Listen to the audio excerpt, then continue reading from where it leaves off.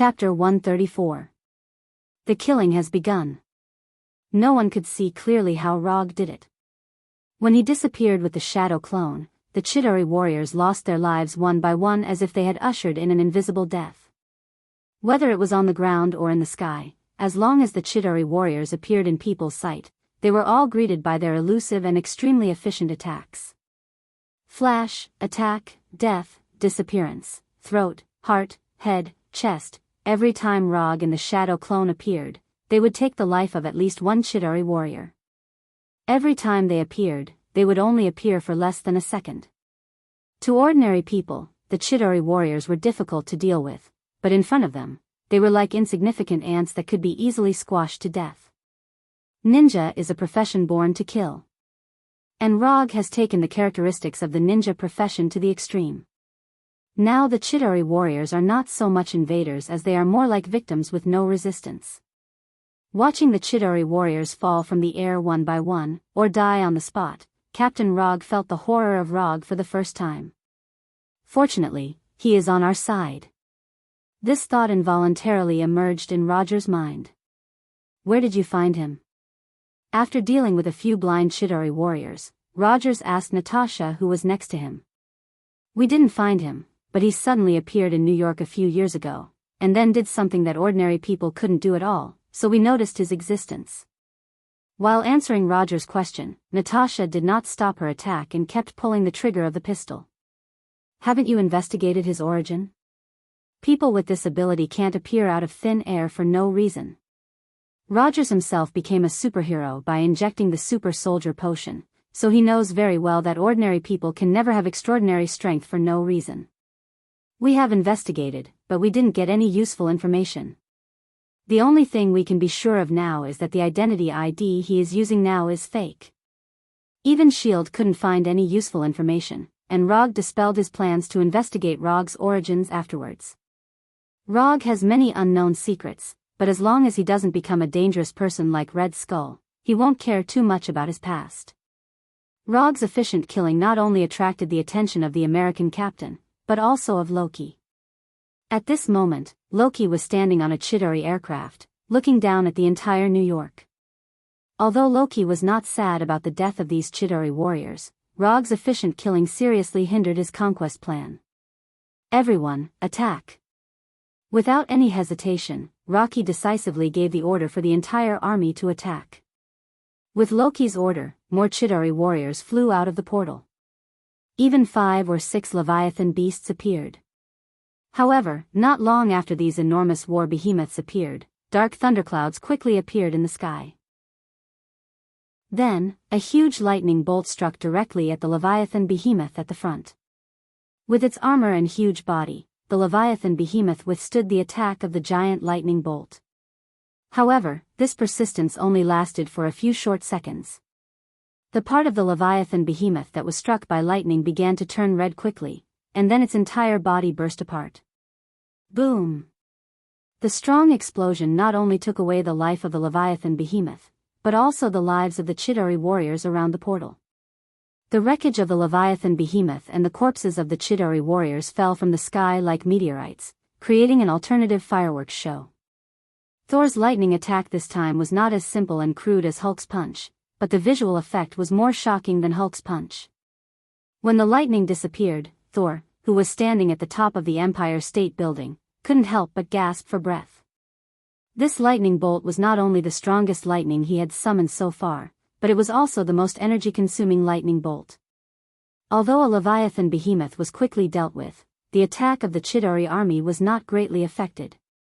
Leviathan behemoths continued to fly out of the portal. When Thor used the powerful lightning to deal with a Leviathan behemoth, Rog also teleported to the top of a building and temporarily stopped his harvesting of the Chidori soldiers. Of course, only his original body stopped. His shadow clone was still efficiently carrying out the harvesting of the Chidori soldiers' lives. Hulk used a punch to deal with a Leviathan behemoth, Thor used a lightning bolt to deal with a Leviathan behemoth, and Rog certainly couldn't fall behind. After observing the flight trajectory of the Leviathan behemoths, a Rasengan wrapped in lightning appeared in his right hand. Thor was not the only one who could play with lightning. Raiton, spiral electromagnetic gun. After aiming at two of the Leviathan behemoths, Rog fired the spiral electromagnetic gun in his hand. Bang! A thunder-like sound suddenly sounded, and the spiral electromagnetic gun drew a pale blue light in the air that symbolized destruction and death. Almost at the same time as this thunder-like sound, the spiral electromagnetic gun had already arrived in front of the first target. The armored Leviathan behemoth was instantly pierced through like a soft cake in front of the spiral electromagnetic gun. After piercing through the first Leviathan behemoth, the spiral electromagnetic gun did not slow down and quickly arrived in front of the second target. Boom! A dazzling fireball like the sun appeared in an instant, and the shock wave generated by the explosion instantly cleared the entire surrounding airspace. The airwave swept through New York like a level 12 hurricane. Spiral electromagnetic gun, one shot, soul. It's nothing to deal with a Leviathan with one attack. I, Rog, can take away two with one attack. This is a man's damn competitive spirit. After dealing with the two Leviathan behemoths, Rog also saw the high and mighty Loki in the air. But what attracted his attention at this time was not Loki, but the scepter in Loki's hand. Did the real thing finally appear? After discovering Loki's trace, Rog immediately summoned the rumbling thunder fan that he had abandoned in place. Flying around the building was enough as long as he had the flying thunder god. But if it's a high-altitude battle, the rumbling fan is still necessary. After receiving Rog's summoning command, the rumbling thunder fan, which was floating silently in the air, flew towards him like a missile. Loki, I'm going to eat you. Chapter 135. Whether it's for the 200 ninja coins or for the scepter in Loki's hand, Rog needs to settle things with Loki. After seeing Rog flying towards him, Loki didn't hesitate and turned away. When it's time to play with your life, play with your life, and when it's time to admit defeat, admit defeat. This is Loki's philosophy of survival. As he turned away, Loki didn't forget to arrange a large number of Chidori warriors to stop Rog. Although these Chidori warriors can't defeat Rog, it's not a problem to stop him. Raitan, Chidori sharp spear. The 5-meter-long Chidori sharp spear instantly appeared in Rog's right hand, and then cut the Chidori warriors in front of him into two pieces like cutting vegetables and melons. With just a few casual slashes, the Chidori warriors who were responsible for stopping Rog turned into pieces of corpses and fell from the sky. After dealing with these Chidori warriors, Rog once again flew towards Loki. Although the thunder round fan is not a special flying tool, the flying speed of the round fan is not slower than the Chidori's aircraft. It didn't take long for Rog to catch up with Loki.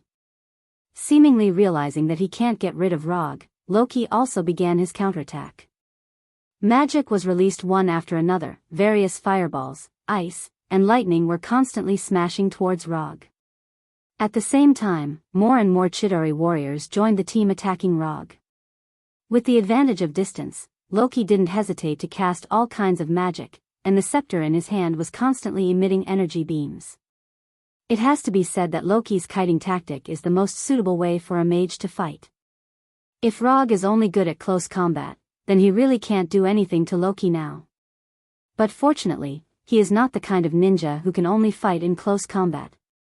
After cleaning up the Chidori warriors again, Rog put away the Kusanagi sword and took out 3 flying Thor kunai.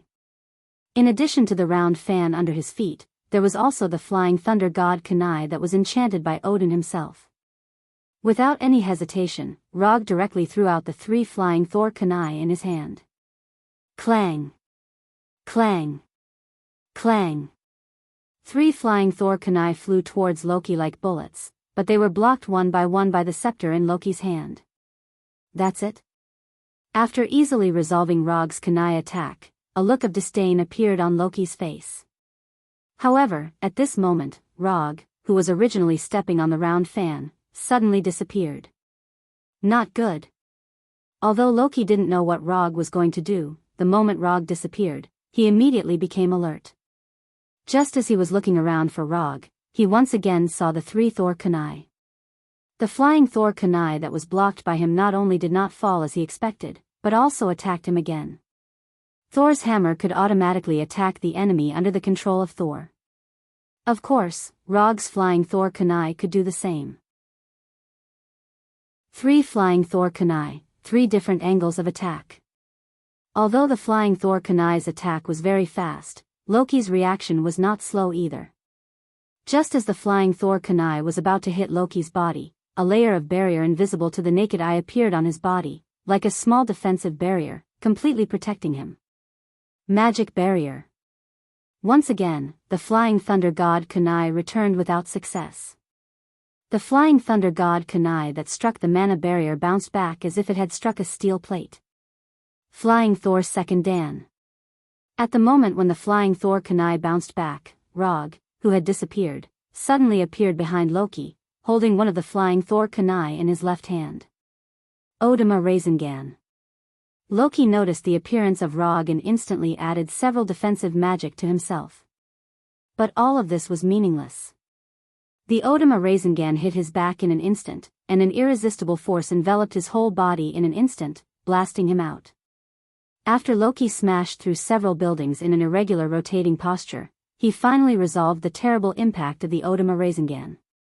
Although Loki was knocked out, Rog welcomed another enemy.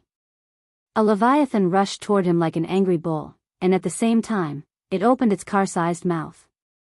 Although the leviathan's attack speed was not slow, it was still a bit whimsical to bite Rog. As long as Rog wanted, he could even leave the moment the leviathan bit him. But at this time, not only did he have no intention of leaving, but he stepped on the round fan and jumped directly in front of the leviathan. Wood release cutting technique. A wooden thorn more than 1 meter long gushed out of his right hand, and then, it fiercely pierced into the leviathan's huge right eye. Ouch! The leviathan let out a bestial howl of pain. The moment the howl sounded, thick wooden thorns sprang out of the leviathan's body. The leviathan's howl came to an abrupt end, and at the same time, its life ended. After the death of the leviathan, it fell from the sky like a meteorite and hit the ground heavily, setting off a huge cloud of dust. This was the 3rd leviathan that had died at his hands. After dealing with the leviathan, Rog stepped on the round fan and flew to the place where Loki fell. Then, he saw a somewhat familiar scene. Enough, who do you think you are? I'm a god, you idiot. Loki roared angrily at Hulk and succeeded in stopping Hulk's advance. You ant, don't even think about. Loki wanted to say something more, but he was only halfway through when Hulk grabbed his right leg. In the next few seconds, Rog witnessed an inhumane scene. Asgard's god of trickery, the commander of the Chitauri army, the frost giant Loki, was thrown by Hulk like trash on the ground. Bang bang bang bang bang, every time Hulk swung, he would leave an obvious pit on the ground, and at the same time, he would bury a psychological shadow in Loki's heart that would never heal. The dull sound of the impact made Rog, who was in the audience, feel a little reluctant. At the same time, he couldn't help but think about a question. If Loki was killed by Hulk like this, would the system admit that the commission was completed? Just as Rog was considering whether to stop Hulk so that he wouldn't accidentally smash Loki to death, Hulk finally stopped this action that would cause great harm to Loki's body and mind. What a weak god. After throwing Loki down, Hulk didn't forget to add another sentence. Well done. When Hulk came in front of him, Rog gave his evaluation. Although Loki was lying motionless in the pit, he was still alive, or rather, his body was still alive.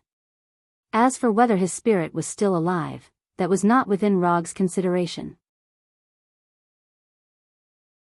Chapter 136. After venting his anger on Loki, Hulk left with satisfaction and continued his battle against the soldiers. Rog went straight to Loki and looked at him seriously. There were no fractures, no missing arms or legs. Except for the fact that his mental state didn't look too good, Loki now looked very healthy. After confirming Loki's current state, Rog sighed with a little helplessness. An alien race like Loki really can't take a beating. First, he took his Odama Rasengan, and then he took Hulk's inhumane attack. But even so, Loki was still alive, and he didn't even have a serious injury. That's if the mental injury doesn't count. After silently sighing in his heart, Rog picked up the scepter that fell to the side. In terms of appearance, this scepter is exactly the same as the one currently kept on the helicarrier. But the moment he picked up the scepter, Rog felt the difference between the two. An extremely hidden energy entered his body through his right hand, and then quietly flowed to his brain. If he hadn't been prepared and was extremely sensitive to energy, he wouldn't have been able to discover the existence of this energy. Since the existence of this energy has been discovered, it's naturally easy to deal with it. With a thought, chakra in his body intercepted the external energy and then forced the energy out of his body. Then, his right hand holding the scepter also shone with a burst of blue-white chakra light. After protecting his right hand, he carefully perceived the dark blue gem at the top of the scepter. Sure enough, inside this dark blue gem, there is a small yellow gem hidden. Soul Gem finally appeared. After perceiving the existence of the soul gem, Rog decisively ended his perception. If you don't seek death, you won't die. Using mental power to touch the soul gem, you can just think about it in your mind. Loki is lying down, the scepter is in his hand, and it's time to put an end to this war.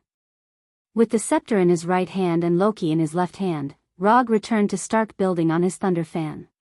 Because of Loki's previous crazy output, the top floor of Stark Building had completely disappeared. The platform where the space gem was placed was the current roof of Stark Building. Doctor, how do we shut this thing down? Rog did not give the scepter to Dr. Selvig. This kind of ritualistic thing had to be done personally to have a commemorative meaning. Just use the tip of the scepter to press against the energy interface under the Rubik's Cube. It had to be said that the doctor's method of closing the back door was simple and crude. Just as Rog was about to use the scepter to pierce the energy barrier outside the space gem, he suddenly remembered something. After taking out a small communicator from his pocket and hanging it to his ear, Rog said, "Everyone, if you don't have any objections, I plan to close the portal above. If there's anyone who hasn't had enough fun, I can close it later. Turn it off immediately." Rogers of the American team was the first to speak. "No, wait." Tawny's voice followed. "Stark, the enemies are still pouring in." Team America's first reaction was that Tawny was the person who Rog said hadn't had enough fun. "There's a nuclear bomb flying here and it will explode in a minute." Tawny explained immediately. After hearing Tawny's words, the communicator quickly quieted down. Nuclear bomb. The people of the Security Council finally made the decision that Rog was familiar with. Nothing had changed. "I've already thought about where to send it."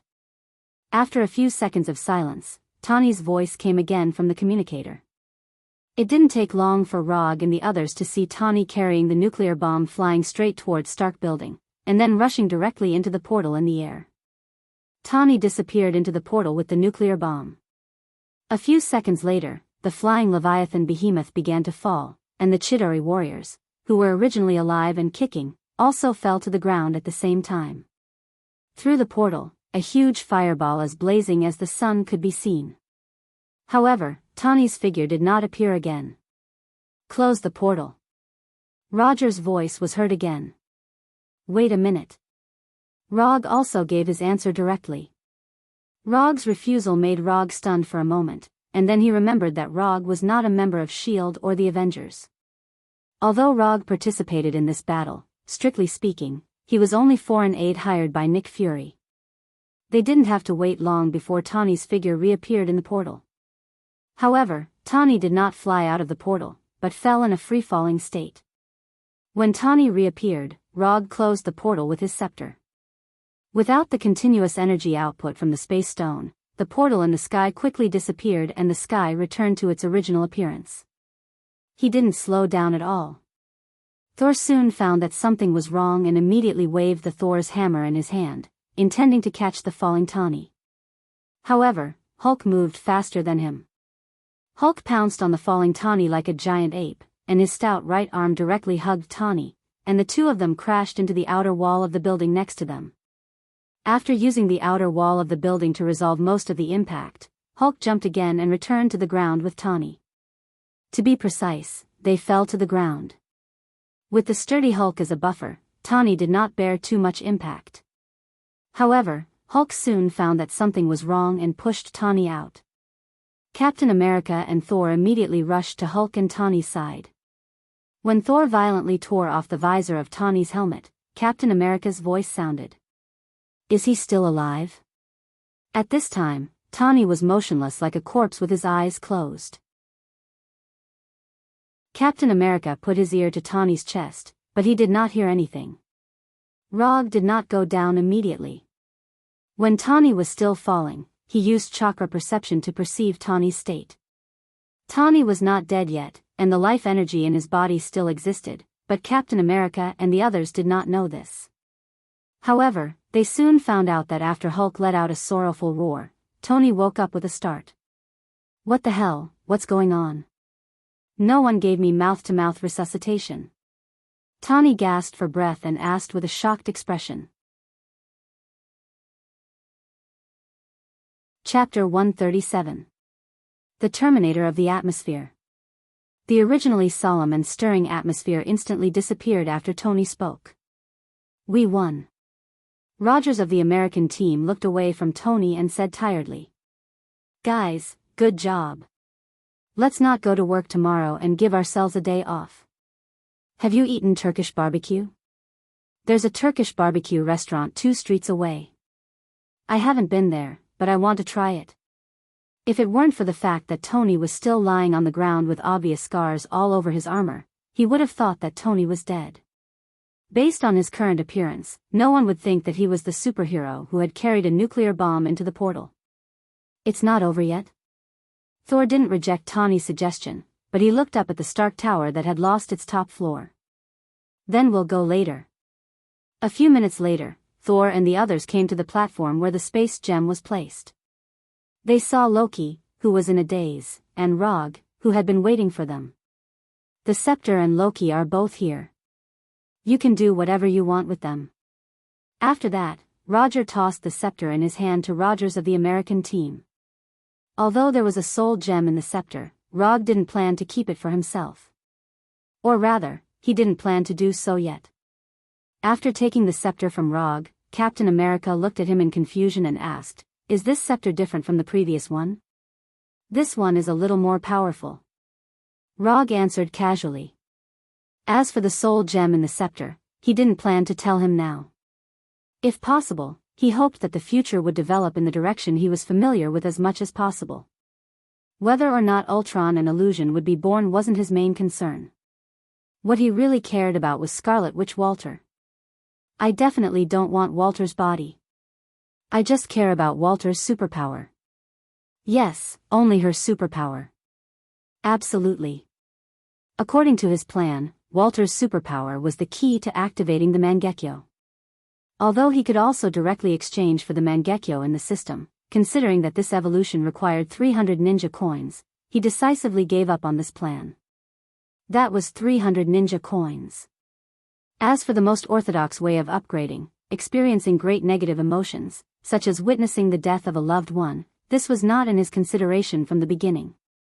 After completing the final handover, they finally went to the Turkish barbecue restaurant that Tawny had mentioned and had a depressing lunch. Time passed in a flash. Unknowingly, a week had passed since the Battle of New York. In the past week, S.H.I.E.L.D. showed its existence in a high-profile manner, dealing with the various problems left over from the Battle of New York. The corpses of the Chidori warriors, various alien weapons and technology, collateral damage caused by the war, and the guidance and control of public opinion. Although S.H.I.E.L.D. started various post-war treatment measures in the first place, the existence of the Avengers still spread throughout the world. Iron Man Tony Stark, Captain America Steve Rogers, Hulk Banner, Thor, Black Widow Natasha, Hawkeye Barton, and the mysterious Masked Man. Although Rog was not a member of the Avengers from the beginning to the end, people tacitly agreed that he was one of them. It couldn't be helped. After all, he acted like he was on steroids during the battle. Fortunately, Rog had considered this problem from the beginning and had always been wearing his 3-tomo mask. Therefore, perhaps, not many people knew his true identity. S.H.I.E.L.D. took Loki's scepter, and Thor took the Tesseract and Loki. Tony and Banner, 2 people with high IQs, hooked up together and carried out some research that ordinary people can't understand.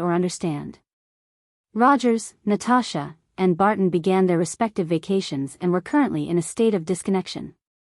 After handing over Loki to the replicator, the Systems Commission finally changed to a completed state and sent 200 ninja coins to Rog.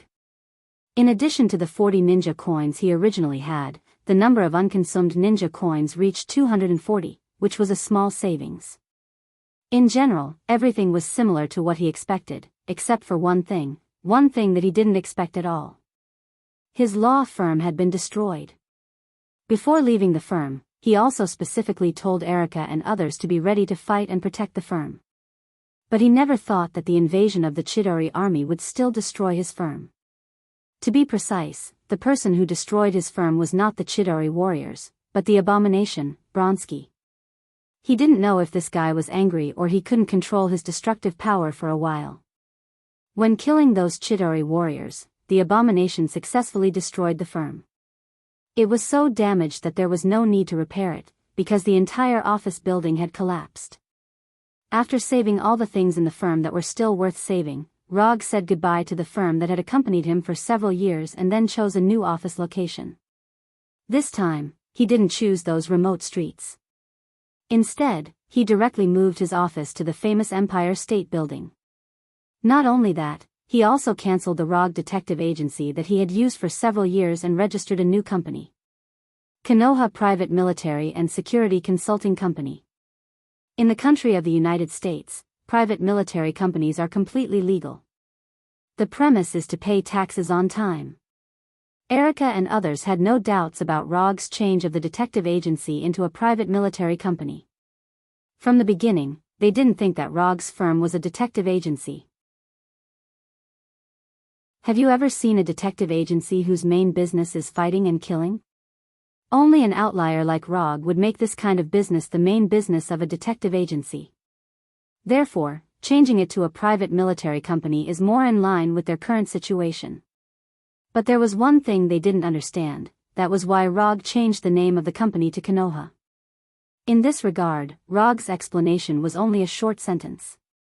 Where the leaves of Konoha fly, the fire grows endlessly. After changing the firm to a private military company, Rog's commissions finally became normal. The commissions of rich women asking for children, assisting the rich second generation to pick up girls, finding lost cats and dogs, and so on completely disappeared in front of them. Plain days passed, and more than a month after moving to the Empire State Building, Rog finally received a commission recognized by the system. Commission content: capture the uncontrollable lizard test body in the sewers of New York. Commission status: incomplete. Commission reward: 30 ninja coins. Chapter 138. The uncontrollable lizard test subject in the sewer. Rog didn't plan to take the commission himself, but he changed his mind after seeing that the client was Oscorp's head of security.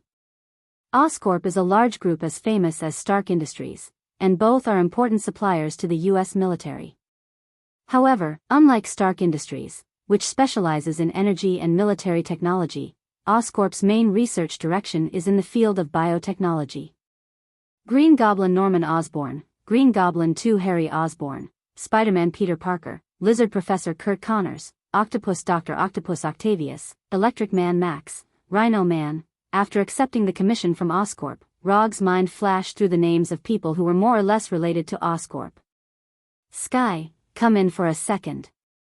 Rog pressed the office phone on the desk and called Sky in from the next office. Although the company was moved to the Empire State Building, the newly established Konoha Private Military Company still maintained its original streamlined appearance.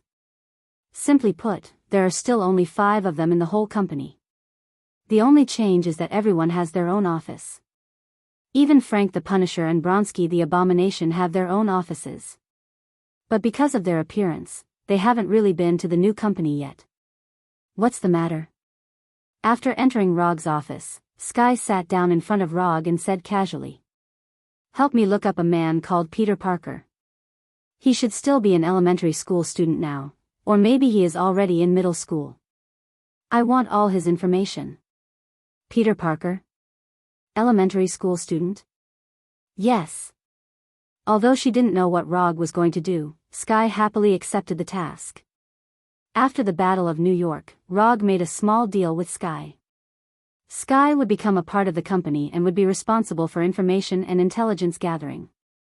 In return, Rog will help her find information about her parents.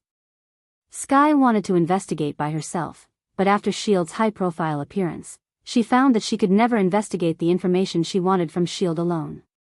So, she had the idea of Rog, who was mistaken by the outside world as a member of the Avengers. Then, there was that little deal. When Sky left, Rog once again picked up the information provided by Oscorp and browsed it carefully. Due to an experimental accident, a certain experimental lizard had a mutated body similar to that of a human. Strong, agile, berserk, has a certain degree of intelligence, and a green appearance. The information provided by Oscorp was very limited. But this was normal. After all, the specific information and data belonged to Oscorp's trade secrets, and they had no need to disclose it to the public. According to Oscorp, this was a mutant lizard. However, if he was not mistaken, this was not a mutant lizard at all. This was the lizard professor himself. According to the head of security, in order to catch this mutant lizard, they had lost a lot of manpower, so they had to entrust it to a private military company. Unfortunately, all of the private military companies that accepted the commission failed without exception. Finally, under the recommendation of a reliable person, they found this Rog, Konoha's private military company that was just established a month ago. In the field of private military companies, Konoha is a completely new company. But Konoha's price is no less than that of those established companies. A single commission starts at least $10 million, and the full payment must be paid in advance. If it wasn't for the fact that there was no other way, Oscorp wouldn't have found Konoha and paid $30 million for it. During the war in New York, they flew in the sky, and now they have to drill into the sewers. But for the sake of $30 million and 30 ninja coins, the sewers will do. After putting down the information in his hand, Rog used the shadow clone jutsu. Bang bang bang, 8 shadow clones appeared in front of him in an instant. Things like drilling into the sewers should be done as little as possible. So he decisively handed over the early investigation work to the shadow clone jutsu. These 8 shadow clones will go to the places where Dr. Lizard appeared before to see if they can find the current whereabouts of Dr. Lizard. As long as they can determine a general range, he can use chakra perception to lock the exact location of Dr. Lizard. Although he can also use chakra perception to find traces of Dr. Lizard now, it will be very tiring, very tiring. New York currently has a population of about 20 million people. Dr. Lizard's life energy intensity will be stronger than normal ordinary people, but it definitely won't reach the point where it can be found at a glance. Instead of looking for it himself, it's better to let the shadow clone jutsu determine a general range first. Anyway, the shadow clone jutsu won't have any problem with drilling into the sewers. When the shadow clone jutsu was about to leave the office with the flying thunder god, he suddenly remembered something. All of you, turn into Nick Fury. He's also the president of a private military company, and he still needs to give face. As for Nick Fury, he shouldn't mind being seen in the sewers. With the title of F*King Fakur, it's impossible for him to mind these trivial matters. After the shadow clone jutsu left, Rog also returned home with the flying thunder god. He then started playing Berserker's Creed, which he still hasn't cleared yet. A few hours later, just as he controlled a certain Kong-style assassin who didn't want to reveal his name to complete a perfect infiltration, he received feedback that one of the shadow clones took the initiative to deactivate. At the same time, the feedback was the information that the shadow clone found. It's time to work. After deactivating the other 7 shadow clones, Rog summoned the Kusanagi sword and the 3 Tomo mask, and then the flying thunder god went to the last location of the shadow clone jutsu. After teleporting into the sewers, the first thing he did was to erase the flying Thor tactic left behind by the shadow clone jutsu. There are enough flying Thor tactics in New York, there's no need to leave another one in a place where it can only teleport once. After erasing the flying Thor tactic, he used chakra perception to sense the surrounding situation. It's really here. Putting on the 3 Tomo mask, he moved quickly on the walls of the sewers in a way that didn't conform to the law of gravity. Spider-Man wasn't the only one who could walk on the walls. As he continued to move forward, he encountered more and more lizards. There were all kinds of lizards, big and small. These lizards seemed to be summoned from the depths of their souls as they crawled forward one by one. Chapter 139. What is charm? That's it. Dr. Lizard probably didn't expect that he would have such great charm after transforming. The only pity was that his damned charm was only effective on lizards. If his attractiveness could work on humans, then he could become the superstar of this era. But now, he could only become a superstar in the eyes of lizards. You are electricity, you are light, you are the only legend. In the hearts of these lizards, Dr. Lizard was their god. He was their everything, their entire world. After following these brainless lizards for a while, Rog finally saw the goal of his trip. A lizard man with a height of 2 to 3 meters. When he saw the lizard doctor also saw him. However, Dr. Lizard didn't attack him immediately, but curiously looked at the uninvited guest wearing a mask. Dr. Lizard was no stranger to the 3-tomo mask on Rog's face. To be precise, no one was unfamiliar with it. This was the mask of the Avengers' masked man. After the Battle of New York, the Avengers became famous. The consequence of becoming famous was that they had a lot of fans and a lot of derivative products. Iron Man figurines, Hulk dolls, Hawkeye's bow model, Thor's hammer toy, the mask of the masked man. As long as you can think of it, there is nothing they can't do. Even Rog himself bought several of the same figurines and placed them at home. He had to say that those figurines were quite realistic. Especially the one where he stood on the round fan and waved the Kusanagi sword, it was particularly exquisite. And as far as he knew, the top toy companies that were selling the best were acquired by Tawny some time ago. This also led to the products of Hulk, Thor, Rog, and others often being inexplicably out of stock. And Iron Man figurines had the most styles and never ran out of stock. At first sight, Dr. Lizard thought that Rog was a loyal fan of the masked man. However, he soon found that something was wrong. Rog was standing on the wall. After discovering this, Dr. Lizard's pupils involuntarily shrank a little. This guy is really the masked man. In an instant, several thoughts flashed through his mind. I am not an alien. After a few seconds of silence, Dr. Lizard finally said his first sentence. If he could, Dr. Lizard would never use this sentence as an opening remark. However, his current appearance forced him to do so. Although he doesn't look like a Chidori, his current appearance is also completely different from a human. The Avengers were famous for fighting against the invasion of aliens. After confirming that Rog was the masked man, his first reaction was that he was mistaken as an alien. That attracted Rog. I know you're not an alien. Rog did not expect the lizard professor's first sentence to be this. Then can I leave? Dr. Lizard suppressed the beast-like killing instinct in his heart and tried his best to speak in a harmless tone. If it weren't for the fact that it was a little difficult to smile now, he would definitely have a smile when he said this. The serum affected Dr. Lizard's mind to a certain extent, but it didn't make him lose all his rationality. Although he now felt that he was a perfect creature that surpassed humans, he was not arrogant enough to compete with the masked man. On the internet, there were a few highlights of Rog's battle with the Leviathan behemoth. Dr. Lizard just happened to watch these videos. Leave? Of course not. You are my mission target, and I have something I need your help with. Rog's tone was as calm as ever, but in Dr. Lizard's ears, it was no different from a bolt from the blue. After hearing Rog's answer, Dr. Lizard was silent. Then, he exploded. F***ck the mission target. F***ck the masked man. I'm a perfect creature in the history of evolution, the future of mankind, the master of the world. Not sure if he was provoked by Rog's words, or if he couldn't suppress the wild instinct in his heart, Dr. Lizard changed his previous caution and directly pounced on Rog. His courage was commendable. Unfortunately, it was useless. When Dr. Lizard's left claw, which was about the size of his chest, was 1 meter in front of him, he pulled out the Kusanagi sword from his waist. Lightning release, Chidori blade. The Kusanagi sword wrapped in electricity drew a beautiful arc. A glass-like smooth cut appeared on Dr. Lizard's left arm.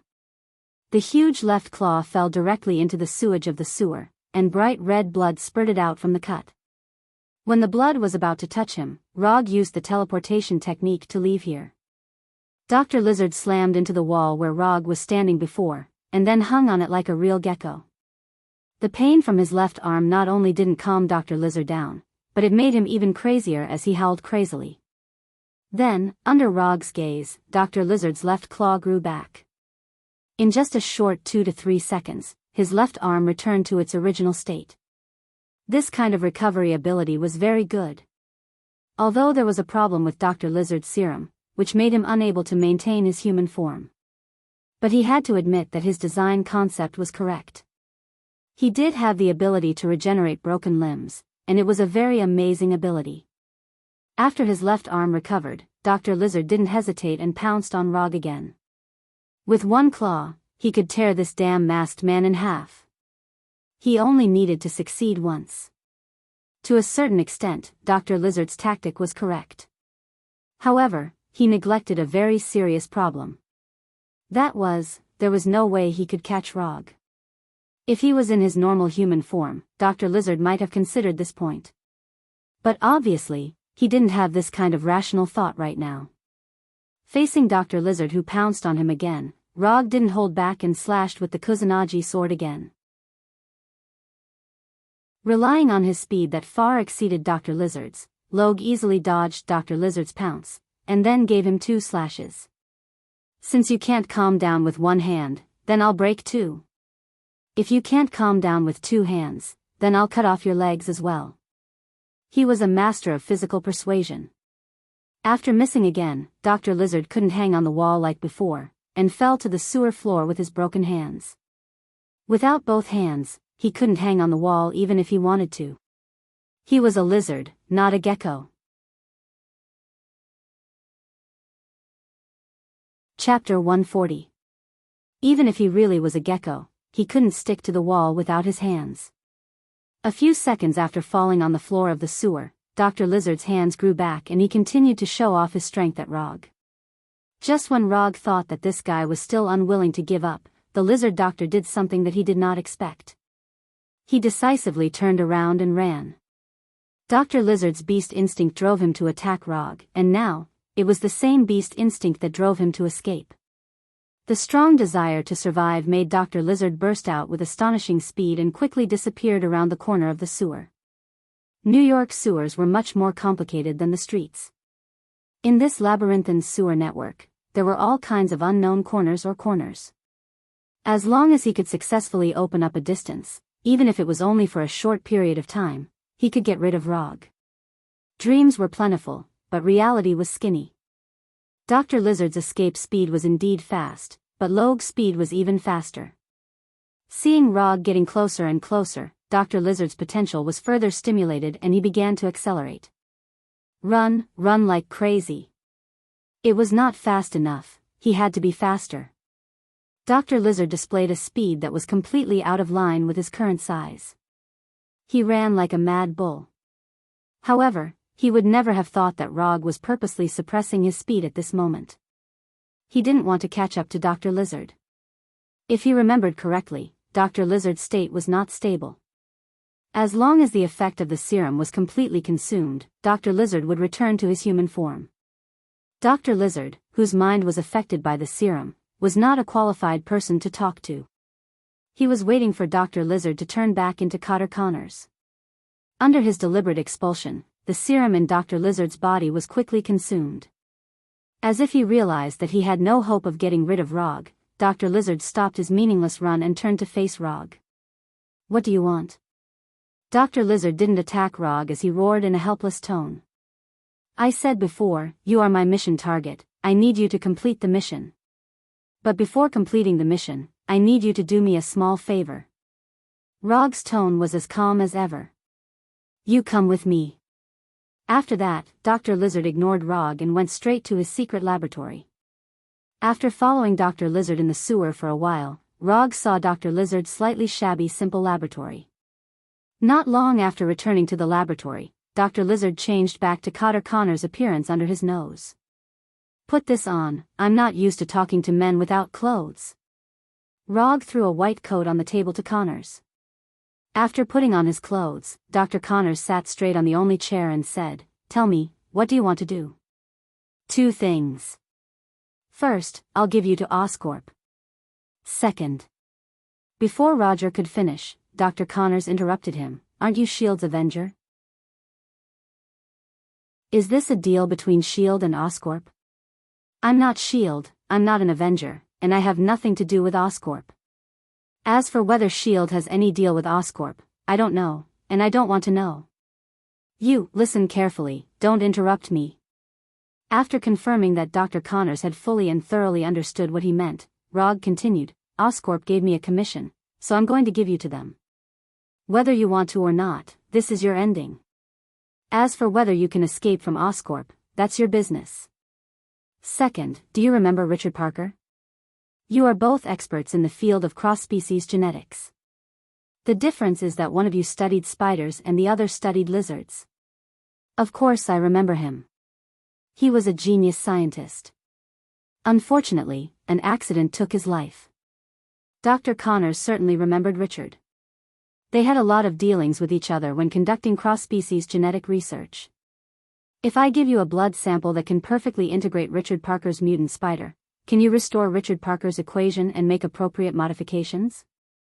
If there is only one Spider-Man in the world, it would be too boring. And who said that Spider-Man can only be a man? Spider-Gwen and Spider-Silk are both women. Restore the equation? Richard's research was not completed at all. The mutant spiders he developed could not be used for any species experiments at all. Dr. Connors knows exactly how far Richard's experiment has gone. Oscorp now has a large group of Richard's mutant spiders. But those mutant spiders have no experimental value at all except for their own mutation. No, he succeeded, it's just that you didn't find the right key. Rog gave a big news that Dr. Connors never thought of. Richard succeeded? How is this possible? Impossible, it's absolutely impossible. Oscorp has tried all species, and those mutant spiders can't integrate with any species at all. Dr. Connors said excitedly, not believing the news Rog gave him at all. Believe it or not, I just want to know, if there is such a blood sample, can you restore the equation? Looking at Rog's serious face, Dr. Connors thought seriously. If you really have such a blood sample, I should be able to restore the equation. But why should I help you? You're going to give me to Oscorp. Do you think I'll help you restore the equation? Although Rog hasn't said it clearly, recalling what he said before, Dr. Connors has roughly guessed something. You'll help me. There are 2 reasons. Your equation is not stable. Richard's equation can allow you to perfect your equation and really restore your right hand. Rog pointed to Dr. Connors' empty right arm, and then continued, Second, you don't really have a choice. When I give you to Oscorp, if you're lucky, they'll continue to let you do research, but you'll lose your freedom and become a tool of Oscorp. If you're unlucky, you should know exactly what will happen to you. I won't say much, after all, you're an expert in this field. But if you're willing to help me, then you're my friend. For friends, I usually help them solve some problems they can't solve. For example, let them not be bullied, or have freedom.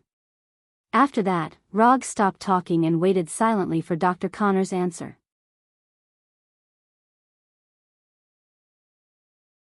Chapter 141. Dr. Connors didn't answer immediately, but bowed his head silently, as if seriously thinking about Rog's proposal. Rog didn't urge Dr. Connors because he could already guess Dr. Connors' answer. Dr. Connors is a smart man, and a smart man with a strong desire. For him, regrowing his lost right arm is definitely the most important thing in life, and there is no other. It is not difficult to lose a short period of freedom in order to gain the hope of truly restoring his right arm. As Rog expected, after a few minutes of silence, Dr. Connors gave the answer he wanted to hear. I can help you restore Richard's equation, but all this will have to wait until you rescue me from Oscorp. And, I want to know how you're going to rescue me.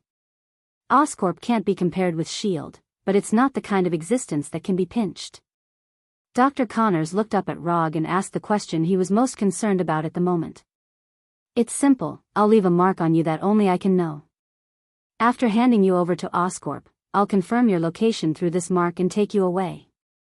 It's not the first time Rog has done something like handing over the target to the client and taking the target away from the client after completing the commission. The last time he enjoyed this treatment was S.H.I.E.L.D., which was far stronger than Oscorp. As for whether Oscorp would have an opinion on this, Rog didn't care at all, because Oscorp couldn't know that he did it. Mark? Are you sure this method will work? Dr. Connors doesn't doubt Rog's ability. People who can kill Leviathan Behemoth won't deceive him on this issue. And this kind of deception is meaningless and will only affect the next cooperation between the two. But as a scientist, he has a rational doubt about what Rog said about the mark that only he can see. Don't worry, in this regard, I never fail. In the next 10 minutes, Rog and Dr. Connors continued to communicate some details. Then, Rog gave Dr. Connors a hand knife and knocked him out completely. After leaving the sewer with the comatose Dr. Connors, Roger made a phone call to the Oscorp Group's head of security. When he received a call from Rog, the head of security named Alan froze for a moment and then rushed over with a security team. It's only been 4 or 5 hours since the commission. Rog's super efficiency made Alan doubt the professionalism of the previous private military companies. They are all private military companies. How can there be such a big gap? Can't he have a little professional quality? Can this industry be good? More than half an hour later, Alan came with Oscorp's security team to the place and saw Dr. Connors, who was unconscious on the ground. He's here, do you need to confirm his identity? Rog's voice. No, he's the person we are. With just a simple glance, Alan confirmed the identity of Dr. Connors. As Oscorp's head of security, Alan was no stranger to Dr. Connors. And when Dr. Connors had just escaped from Oscorp, he was the first to take people to hunt him down. It's just that he failed to hunt him down, so he entrusted the matter of private military companies outside. At Alan's signal, 5 or 6 security personnel quickly rushed up and added a bunch of restraints that Rog had never seen before to the unconscious Dr. Connors. After tying Dr. Connors up like a felon, the security personnel carried Dr. Connors to a special metal cage. Thank you for your help. We may have more opportunities to cooperate in the future. After that, Alan extended his right hand to Rog to express his gratitude. Happy cooperation. When Dr. Connors was imprisoned in a special metal cage, the status of the commission in the system was updated for the first time. Commission content: capture the uncontrollable lizard test body in New York sewer. Commission status: completed. Commission reward: 30 ninja coins sent. Ninja coins not consumed: 270. 30 ninja coins were easily obtained, and it was another day full of harvest. When Oscorp's security team disappeared from sight, Rog took out his mobile phone again and called the Punisher. Dr. Connors has been handed over to Oscorp according to the plan, so the things left by Dr. Connors naturally need to be dealt with.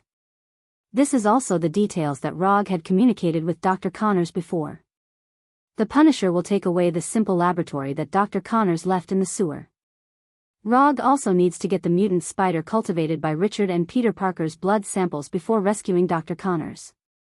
According to Dr. Connors, there is a laboratory dedicated to cultivating Richard's mutant spider next to the interspecies laboratory of Oscorp building. In that laboratory, there are thousands of mutant spiders. As long as you can enter the laboratory, you can easily get Richard's mutant spider. Invading a large company's secret laboratory may be a little difficult for ordinary people. But for Rog, it's as simple as going back to his own home to get things. He doesn't even have to do it himself, he just has to arrange a shadow clone. After instructing the Punisher, Rog first used the Flying Thunder God to return home to take a bath. After completely erasing the sewer smell from his body, he returned to his office with the Flying Thunder God. How is the investigation of Peter Parker's information going now? After returning to the office, Rog directly picked up the internal phone on the table and asked Sky about the progress of the investigation. The investigation has been done and it has been sent to your mailbox. After answering Rog, Sky hung up the phone directly. Although the time of the call was very short, Rog heard the obvious tapping of the keyboard from the other end of the phone. She's not invading another government department, is she? Normally, Sky's daily hobby would not be too much of a problem. But the key to the problem is that she is always playing with some important confidential departments, such as S.H.I.E.L.D. Sky's hacking skills are of course top-notch, but that doesn't mean she can quietly invade S.H.I.E.L.D. If she had such an ability, she wouldn't have to cooperate with Rog. Not long after moving to the new company, Rog received a warm reminder from Mother Fokker, asking him to control Sky's curiosity a little.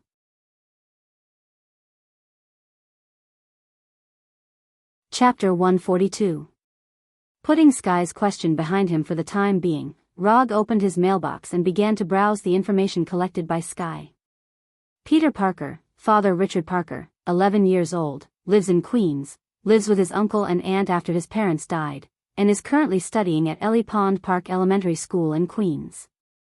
Uncle Ben Parker, an ordinary skilled worker, Aunt May Parker, a nurse at a public hospital. In addition to this basic information, Sky also hacked into the elementary school where Peter was studying and found all of Peter's grades from the student database. All A's in all subjects. Although he is still young, little Peter has begun to perform as a genius, judging from his exam results and various evaluations given by the teacher. But at the end of the information, Sky specifically noted a piece of information. Introverted, not good at socializing, and has few friends. After reading Peter's information, Rog leaned back in his chair and began to think about a more serious problem. If he wanted to, he could make Peter become Spider-Man in advance. But the question is whether Peter, who is only 11 years old at present, can maintain his proper mind after gaining this extraordinary power. Not to mention that Peter is only a primary school student at present. Even those adults in their 30s and 40s may not be able to maintain their original mind after suddenly gaining great power. In case Peter's mind is affected by this power, then what will appear in the future will no longer be the superhero Spider-Man, but the supervillain Spider-Man. After thinking about it for a while, Rog finally gave up on the idea. Collecting Peter's blood is enough. As for his future, it's better not to interfere. After making the decision, Rog decisively displayed Shadow Clone. Bang! After the two clouds of smoke dissipated, two Shadow Clones appeared in front of him. Collecting Peter's blood and invading Oscorp were very simple, so Rog directly handed it over to the Shadow Clone. Before the two Shadow Clones set off, he also specifically told them to do it secretly as much as possible. When the Shadow Clone Flying Thunder God left the office, Rog picked up the phone on the desk again and dialed Sky's internal number. What's the matter? Is there a problem with the information? When the phone was connected, Sky's voice immediately came over, and there was a very obvious tapping sound on the keyboard. Help me check another person's information. Her name was Gwen Stacy. Her father was a police captain in New York. His name was George Stacy. She should be a high school student now, but you'll have to find out which high school she's in. Rog told Sky everything he remembered. Female high school student? Hearing the word high school student, Sky's interest was piqued, and the sound of tapping on the keyboard disappeared. If I'm not mistaken, he's a high school student. If you don't have any, you can also look into secondary schools or universities. After Rog finished speaking, there was a sudden silence on the other side of the phone. After a dozen seconds, there was a malicious laughter. Mr. Rog, as the president of a private military company, don't you think it's very wretched for a hacker to investigate the information of a female high school student in the middle of the night? And don't forget, you're the masked man in the Avengers. Your behavior will make your female fans sad. Rog didn't speak, because he was sure that no matter how he answered, he would be ridiculed by Sky. But at your current age, it's normal to be interested in the young opposite sex. After all, which man can refuse a youthful body full of vitality? Sky, like discovering a new continent, opened the ridicule mode to his heart's content. Your imagination is too rich. Start the investigation now. I hope to see Gwen's information as soon as possible. After that, Rog hung up the phone directly. Speaking of which, Sky's age should be about the same as Gwen's. It's just that one lives according to the normal trajectory of life, while the other deals with the dark side of the world all day long. If Sky's parents were normal, she should now be thinking about which university to apply to. Sigh, this is the damned fate. After instructing Sky, Rog also returned home with the Flying Thunder God. Before going to sleep, he deliberately used chakra perception to perceive Dr. Connor's Flying Thor technique and Dr. Connor's current strength of life energy. As he expected, Oscorp did not detain Dr. Connors in the Oscorp building, but took Dr. Connors to a secret research institute in the suburbs. And judging from Dr. Connors' current strength of life energy, he has not suffered any inhuman abuse, and his vital signs are stable and healthy. After confirming Dr. Connors' current situation, Rog went straight back to his room and went to sleep. According to their plan, he would not rescue Dr. Connors in the first place. The rescue time will be in a few days, and he needs to prepare all the equipment Dr. Connors needs in advance before the rescue. After a comfortable sleep and a hearty breakfast, Rog left home with the Flying Thunder God. Instead of returning to the company directly, he teleported directly to the warehouse prepared by the Punisher. This warehouse was originally a temporary base prepared by the Punisher for himself and Abomination, but after knowing that Rog wanted him to prepare a safe and secretive laboratory, he had to share this warehouse. After a busy night, he moved all the equipment and data left in the sewer by Dr. Connors to the warehouse. And now, in addition to him, who has been busy all night, there are also two of Rog's shadow doppelgangers in the warehouse. Peter's blood sample, Richard's mutant spider. The two most important raw materials for restoring Richard's super spider equation are ready. Dr. Connors can start restoring Richard's super spider equation by just preparing the various professional equipment needed by the Research Institute. These professional equipment are not difficult to find, but some more professional channels are needed. And Rog happens to know people who have such channels. After calling Tawny again and paying $50 million, he got what he wanted smoothly. Tawny didn't know what he wanted to do, but from the professional equipment he bought, Tawny could roughly guess his plan. Biotechnology research, high-end technology in the field of genetics. But Tawny didn't say anything about it. After all, everyone has their own little hobbies, and in his opinion, Rog is not the kind of madman who will destroy the world.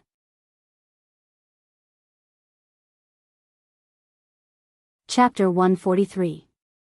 It had to be said that Tawny's private channels were useful, and the efficiency was even amazing. 12 hours after the payment, Rog received a call from a biological research and development equipment company to pick up the goods. Of course, there was no need to do such heavy work himself, and the shadow clone was the best helper. There was nothing wrong with being lazy. It was because humans were lazy enough that there was a technologically advanced world. So Rog enjoyed this feeling of laziness with a clear conscience. After arranging the shadow clone to collect the goods, he opened his mailbox and began to browse the information collected by Sky. Gwen Stacy, 17 years old this year, studying at Zhongqing High School of Science and Technology, had both parents and two younger brothers. Like Peter Parker, Gwen was also a top student, with the highest A's in all subjects. But there was one thing that made her different from Peter. She was a very popular and beautiful scholar. Blonde hair, blue eyes, outstanding appearance, and a good figure.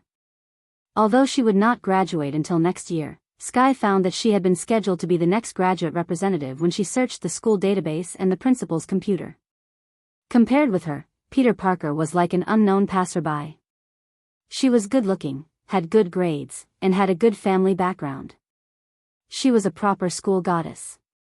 After reading Gwen's information, Rog fell into deep thought. Just as Sky mocked him yesterday, with his current identity, it was difficult for him to have a normal intersection with an ordinary female high school student. If he suddenly went to her door, he would most likely be regarded as the kind of lecher with bad intentions. Should he go against his conscience and play the role of a sea king who was confused by beauty? Then he would play hard to get, deceive the world, and loot a burning house. Finally, he would guide Gwen to become Spider-Gwen, and let Spider-Gwen, who would only appear in a parallel universe, appear in this world.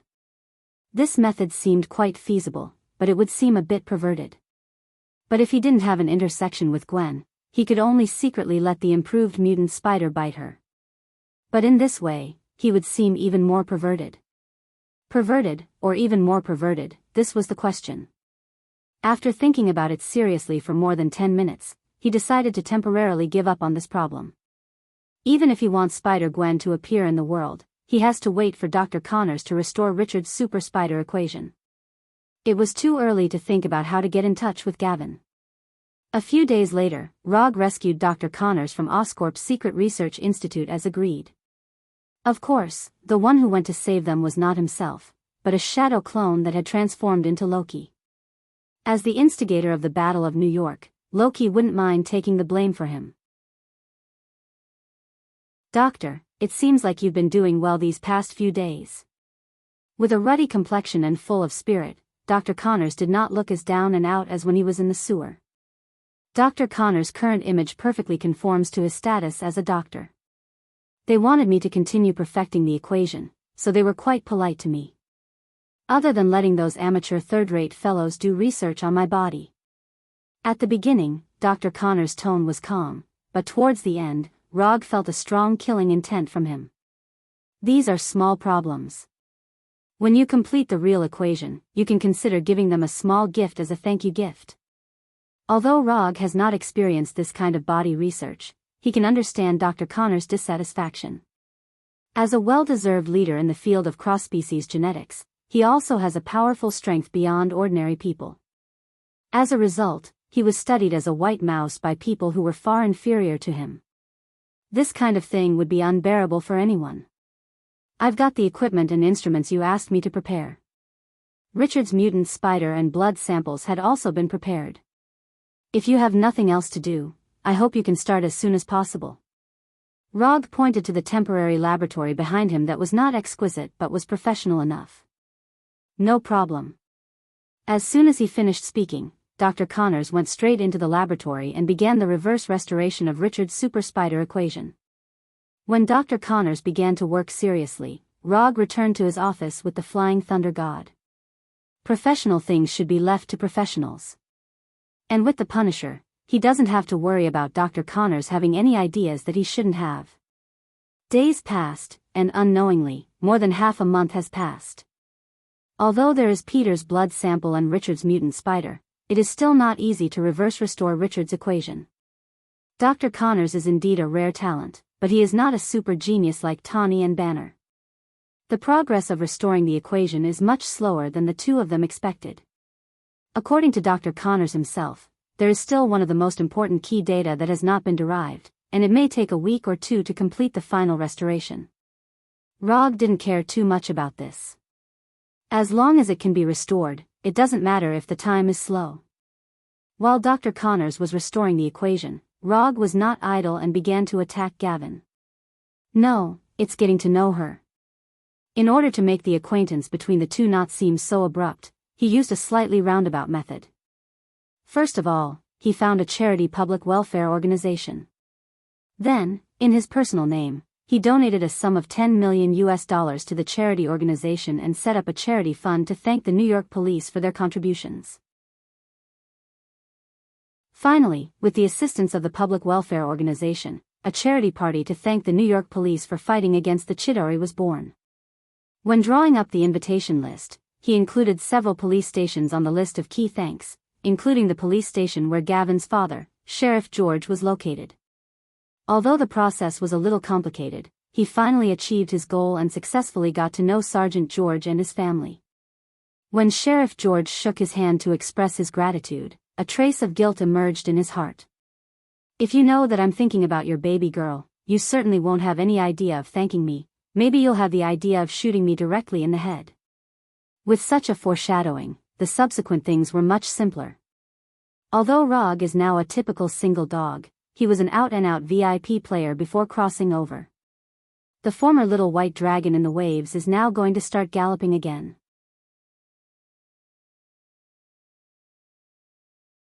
Chapter 144. What is the saying? If she is not deeply involved in the world, take her to see the prosperity of the world. If her heart has been vicissitudes, take her to ride the merry-go-round. This used to be Rog's tactical plan to gallop on the battlefield. But he later found out that this was not his real trump card. What really made him a little white dragon in the waves was not these seemingly reasonable methods, but a simple and crude fact that couldn't be any more simple and crude. Handsome. Very handsome. Very handsome. This is the trump card that made him famous. However, just as he was about to gallop, he soon encountered the Waterloo of his life. For a top student who likes knowledge more, his previous undefeated handsomeness has suffered an unprecedented challenge. Although he deliberately created several romantic encounters that little girls of Gwen's age would like, the cruel reality slapped him a few times. The 8-pack abdominal muscles with obvious lines, the golden ratio figure that is thin with clothes and fleshy without clothes, plus the handsome face that does not lose to the popular little fresh meat. Not only has his appearance not deteriorated, but it is better than before. Coupled with the fact that he now has a lot of wealth, in terms of external conditions, his charm should be several levels higher than before. It shouldn't be, even if cultural concepts are not the same, it shouldn't be such a bleak start. Even the well-informed widow of New York has been thinking about him, which shows that his charm has always been on the line. What exactly went wrong? It can't be because a top student only likes a top student, right? After thinking about it for a few minutes, Rog felt that this possibility seemed quite high. Of all the personas, a top student is the most difficult to disguise, especially in front of a real top student. Forget it, don't think about it. I'm not going to pick her up, I just want her to become the superhero Spider-Gwen. Time passed day by day, Dr. Connors continued the work of reverse restoring the equation, and Rog continued his daily life. Accepting commissions, completing commissions, asking Gwen to eat, accepting commissions, completing commissions, asking Gwen to watch movies. To be honest, Rog is quite satisfied with the current pace of life. The difficulty of the commissions is not high, and the rewards given by the system are also very reasonable. The amount of chakra has also been increasing, and the development of wood-release ninjutsu and Sharingan genjutsu is also progressing well. Except for the last key data of the equation that Dr. Connors couldn't figure out, everything else was pretty good. Last time, Dr. Connors said that it would only take a week or two to derive the final key data. However, 3 months had passed, and he was still trying to deduce the key data. In order to support Dr. Connors' research, his savings dropped at a speed visible to the naked eye, and the number of bank deposits almost fell below 10 digits. Fortunately, the hard-working punishers and abominations made up for some of his losses to a large extent. Just when he thought that these peaceful days would continue, he suddenly received a call from Coulson. "Rog, we have a problem right now. If it's convenient for you, please come over immediately." The address is in Brooklyn. After telling Rog an address, Coulson immediately hung up the phone, or was forced to hang up the phone. "What's this? Do you really think I'm a member of the Avengers?" Although he said that, he still teleported to the nearest block to the location Coulson said, and then walked towards the address Coulson said. However, when he just arrived at the block Coulson said, he suddenly felt a familiar and strange breath. The moment he sensed this aura, his face became abnormally cold. Shield really dares to do anything. After using the body flicker technique several times in a row, he came to the office building that Coulson said, and then saw a scene like purgatory on Earth. This office building is not big, only 6 floors, and the building is older than Rog. From the outside, it looked like an unremarkable old office building. But as soon as he walked into the lobby on the first floor of the office building, he could see corpses one after another, and they died in the way he was familiar with. Wood release cutting technique. The cause of death of these corpses was the same as his cutting technique. Wooden thorns pierced out of the corpses, and blood stained the floor, and their deaths were extremely tragic. After taking a few deep breaths and temporarily suppressing the anger in his heart, Rog came to a corpse, and then cut off one of the wooden thorns with kunai. Although from the outside, these wooden thorns were very similar to the wooden thorns he used to perform the cutting technique. But in fact, the two were completely different. The wooden thorns in his hand were completely ordinary wood, without any chakra on them, and they did not have the amazing vitality of his wood release. In terms of hardness, these wooden thorns were far inferior to the wood he summoned with wood release. The wood he summoned with wood release, even without the supply of chakra, couldn't be easily cut by ordinary metal knives. The huge difference between these wooden thorns and his wood release with thorns was like the difference between the physique of the American Team Rogers and the Hulk. But even so, the existence of these wooden thorns was enough to prove some things. When he threw away the blood-stained wooden thorn in his hand, he saw Coulson, or rather, Coulson, who almost lost his right hand. Coulson was still in a suit, but at this time, there was a huge wound of more than 20 centimeters on his right hand. Although it had been through some simple bandaging and treatment, blood still gushed out of the bandage. Beside Coulson, there were two other figures that he was familiar with. Cuirassier Melinda May, and Grant Ward. "You'd better give me a satisfactory answer, otherwise, you know the consequences." Rog's tone was as cold as his face at this time. "I only learned about these things today. There was an accident in the experiment, and the experimental body was out of control. S.H.I.E.L.D. will give you a satisfactory answer, but before that, I hope you can help deal with the experimental body that is out of control for the sake of those innocent people." Coulson said weakly. A lot of blood loss made his face extremely pale, and the severe pain from the wound also made obvious sweat appear on his face. "What qualifications do you have to make conditions with me now? Do you really think I won't dare to attack S.H.I.E.L.D.? As soon as his voice fell, Rog came to Coulson in an instant, grabbed his neck with his right hand, and lifted him up.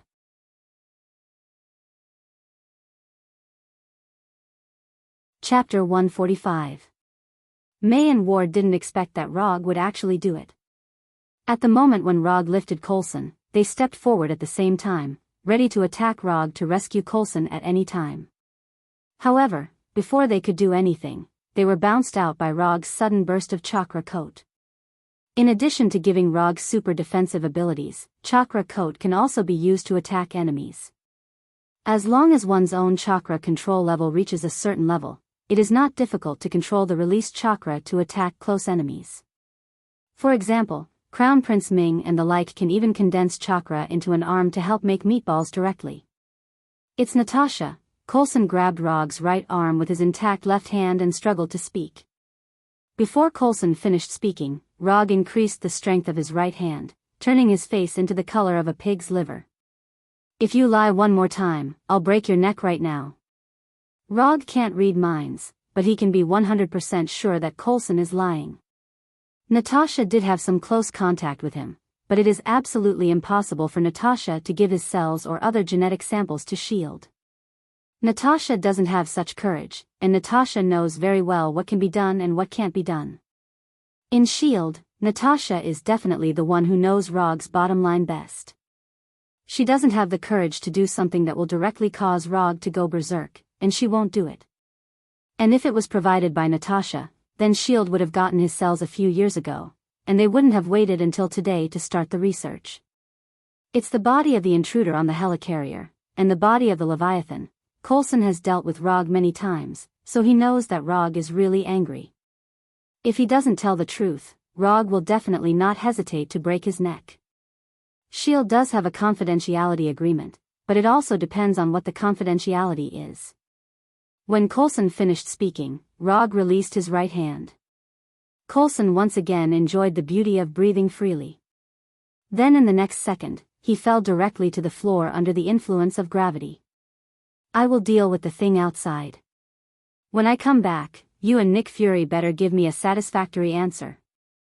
After that, Rog left the office building without looking back. S.H.I.E.L.D. is the typical representative of courting death. After the New York battle, Rog thought that S.H.I.E.L.D. would be a little more restrained. As a result, in just a few months, these guys made a new move. Last time, it was because of the unlimited energy in the Tesseract. This time, it was because of his wood release. In S.H.I.E.L.D.'s view, Rog's wood release is easier to control than the magic cube. After all, Rog is a living example. Moreover, the attack and defense abilities displayed by wood release are more in line with S.H.I.E.L.D.'s needs. The infinite energy represented by the magic cube can improve the technological level of the entire world, and its development prospects are broader. But the research of the magic cube is obviously much more difficult than the research of wood release. What's more, they have now completely lost the magic cube. But Rog's wood release is different. It is a power that can be used perfectly on humans. If they could master the secrets of wood release, S.H.I.E.L.D. would be able to create their own team of extraordinaires. The existence of the Avengers let the whole world see how powerful a team of transcendence is. After the New York battle, S.H.I.E.L.D. wasn't the only company that was interested in transcendence again. After leaving the office building, Rog went directly to the roof of a nearby building and began to use chakra perception. He didn't know what kind of life energy signs S.H.I.E.L.D.'s experimental subject had. He could only determine where the experimental subject had gone by perceiving all the humans nearby. With his current location as the center, it spread out little by little. After spending some time, Rog finally found S.H.I.E.L.D's so-called out-of-control experimental subject. Unlike what he imagined, the experimental subject didn't leave here immediately, but went directly to a chain restaurant a few blocks away. When Rog came to the restaurant and pushed open the door, he immediately smelled a strong smell of blood. When he perceived the experimental subject before, he had already noticed that something was wrong. In his perception, there were no signs of life in the entire restaurant except for the experimental subject. Of course, a chain restaurant can't have no customers, and even if there were no customers, there would be at least a minimum of service staff. As he expected, when he pushed open the restaurant door and entered, he saw a scene similar to the lobby on the first floor of the office building. More than a dozen corpses were scattered around the restaurant, and the wooden thorns on the corpses clearly showed the cause of their death. Next to a table near the restaurant bar, there was a middle-aged man in white clothes with wooden thorns all over his body. The middle-aged man looked up at Rog and then put his eyes on the food in front of him. Like a beggar who had been hungry for days, he crazily stuffed the hamburger in his hand into his mouth. In just a few seconds, the man finished the hamburger in his hand and then picked up a steak that had not been cut at all. The man ate frantically, and the food that filled the whole table disappeared at a terrifying speed. Rog didn't disturb the man's eating. He just silently came to the opposite side of the man and sat down directly. A few minutes later, when the man finished eating all the food on the table, he raised his head again and looked at Rog in front of him with a strange look. Rog and the man didn't speak, just looked at each other silently. "Are you the masked man? I've seen the video of your battle with those aliens, and it was wonderful. But I'm stronger than you." As soon as his voice fell, the man's right hand suddenly attacked Rog. From Rog's point of view, he could clearly see a wooden thorn gushing out of the man's palm, stabbing towards him like a sharp blade. However, just as the sharp wooden thorn was about to pierce his neck, an arm made entirely of wood emerged from his left shoulder. In just a moment, the wooden arm grabbed the man's right hand, and the two palms clenched together like fists.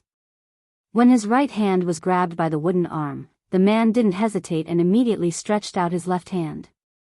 As soon as he raised his left hand, a piece of wood as thick as an arm also gushed out of Rog's right shoulder. When the wood that gushed out of Rog's right shoulder reached the man, the wood suddenly split into two, turning into two arms. One of the wooden arms pressed the man's left hand, and the other directly pinched his neck. "No, you're not strong at all."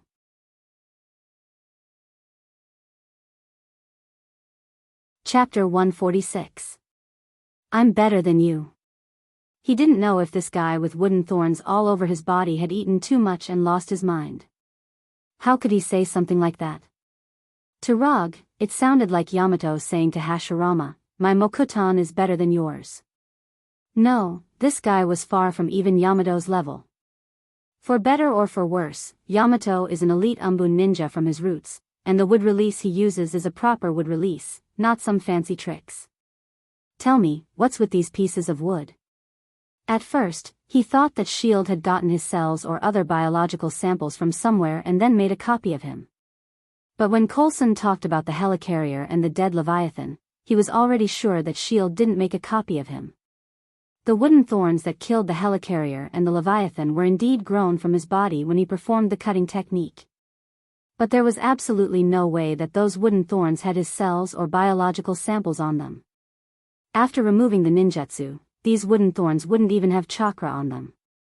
Sayora, the man was just about to say something uncivilized when he felt a sharp pain in his hands, the pain of being pierced directly by wooden thorns. Answer whatever I ask. If you can't do it, I'll let you experience what they've experienced. Under Rog's control, wooden thorns more than 10 centimeters long grew from the palms of the two wooden arms and directly pierced the man's hands. The best way to deal with uncivilized people is to let them immediately experience the consequences of being uncivilized. Cultural education wasn't something that Rog liked. What he liked was to educate others through physical means. It only took a few times to make it unforgettable. It's Shield's experiment, they made me like this. After being taught a lesson, the man decisively chose to cooperate. Be more specific. However, Rog wasn't very satisfied with his answer. Therefore, he made the wooden arm grow a wooden spike that was more than 10 centimeters long. I have had superpowers since I was a child. I can control the growth of plants. Later, I used vines to kill a few people, and I was caught by Shield. I was locked up in a special prison until a few months ago when they took me out and injected me with a special drug called seed. In the beginning, I could only grow plants like grass and vines on my body. They injected me with several different seed potions, and then I was able to grow wood from my body.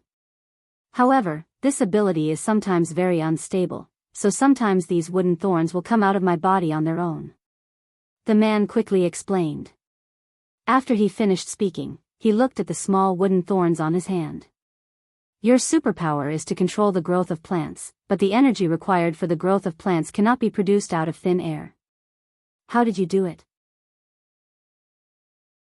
Even when he used wood release, he had to consume a large amount of chakra to achieve the effect of controlling the wood or making it grow. The man in front of him didn't have any special energy in his body. Just eat. After they injected me with the so-called seed potion, my appetite became better and better, and my stamina became a lot better.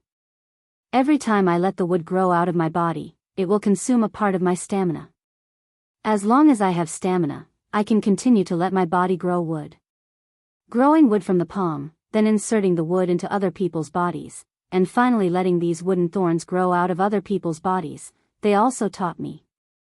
But later, I watched your video and realized that they also learned from you.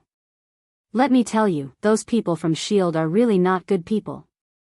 I think you should be like me and kill them until they bleed all over the ground. That way, they will be afraid of you and won't have any ideas about you. He didn't know if this guy was a chatterbox or if he felt that Rog would no longer hurt him. He began to chatter and even began to give Rog advice. I'm so cooperative, it's not right for you to kill me. And we're barely the same kind, aren't we? Yeah, Shield isn't a good person. But, you're not a good person either. After that, Rog didn't continue to talk nonsense with this man, and wooden thorns grew out of his 3 wooden arms at the same time. When these wooden thorns entered the man's body, they grew out of the man's body again, causing a painful death effect similar to the cutting technique. The man didn't expect that Rog would actually do it, and in a way that he was very familiar with. It turns out that growing wooden thorns in the body is really painful. You want to take revenge on Shield, that's fine, but you shouldn't have done it to the people in the restaurant. As soon as his voice fell, Rog and the man disappeared from their seats.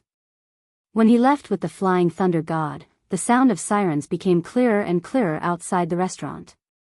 Half an hour after returning to the office building with the body, Rog finally saw Nick Fury. Rogers, who was wearing a shield, and Hawkeye Barton, who was carrying a bow and arrow, also appeared with him. Rog, this time, as soon as Nick Fury opened his mouth, he was interrupted by Rog. You only have one chance, think about it before you say it. Rogers and Hawkeye Barton didn't know what was going on. They just received an urgent notice from Nick Fury, and then they came here together in a Quinjet. After hearing Rog's cold tone at this time, they finally knew why Nick Fury had to ask the two of them to come together. We do intend to replicate your ability to manipulate wood through experiments. I don't deny this. The experimental order to conduct the research was given by me, and I know that this violates our original agreement. So if you want to do it, I can understand.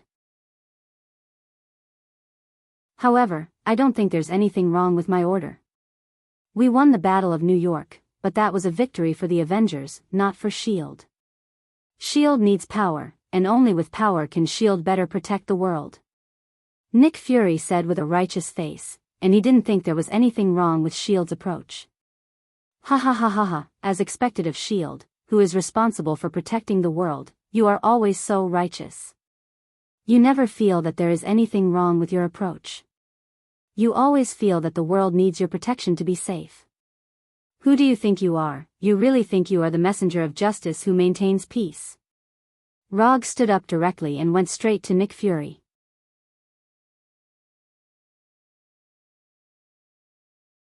Chapter 147. As long as one wasn't a fool, they could easily see that the current atmosphere was very wrong. When Roger came in front of Nick Fury, Rogers of the American team also stepped forward and said to Roger, "If you have something to say, we can talk slowly. There's no need to fight." Rogers didn't know Rog very well, but he had seen how Rog fought before. Therefore, he was certain that once Logue made his move, no one here could stop him. Unlike Captain America, who took the initiative to step forward, Hawkeye Barton took a step back silently, then clenched the recurve bow in his hand. Hawkeye was a very pure agent, so in his opinion, Rog was obviously making a big deal out of nothing. Although Nick Fury wasn't a good person, in general, what he did was to protect the world. This was what Hawkeye Barton was thinking at this time. The thoughts of a senior S.H.I.E.L.D. agent. Rog didn't speak, just looked at Nick Fury with cold eyes. And Nick Fury didn't show the slightest sign of giving in, so he stood upright in front of Rog.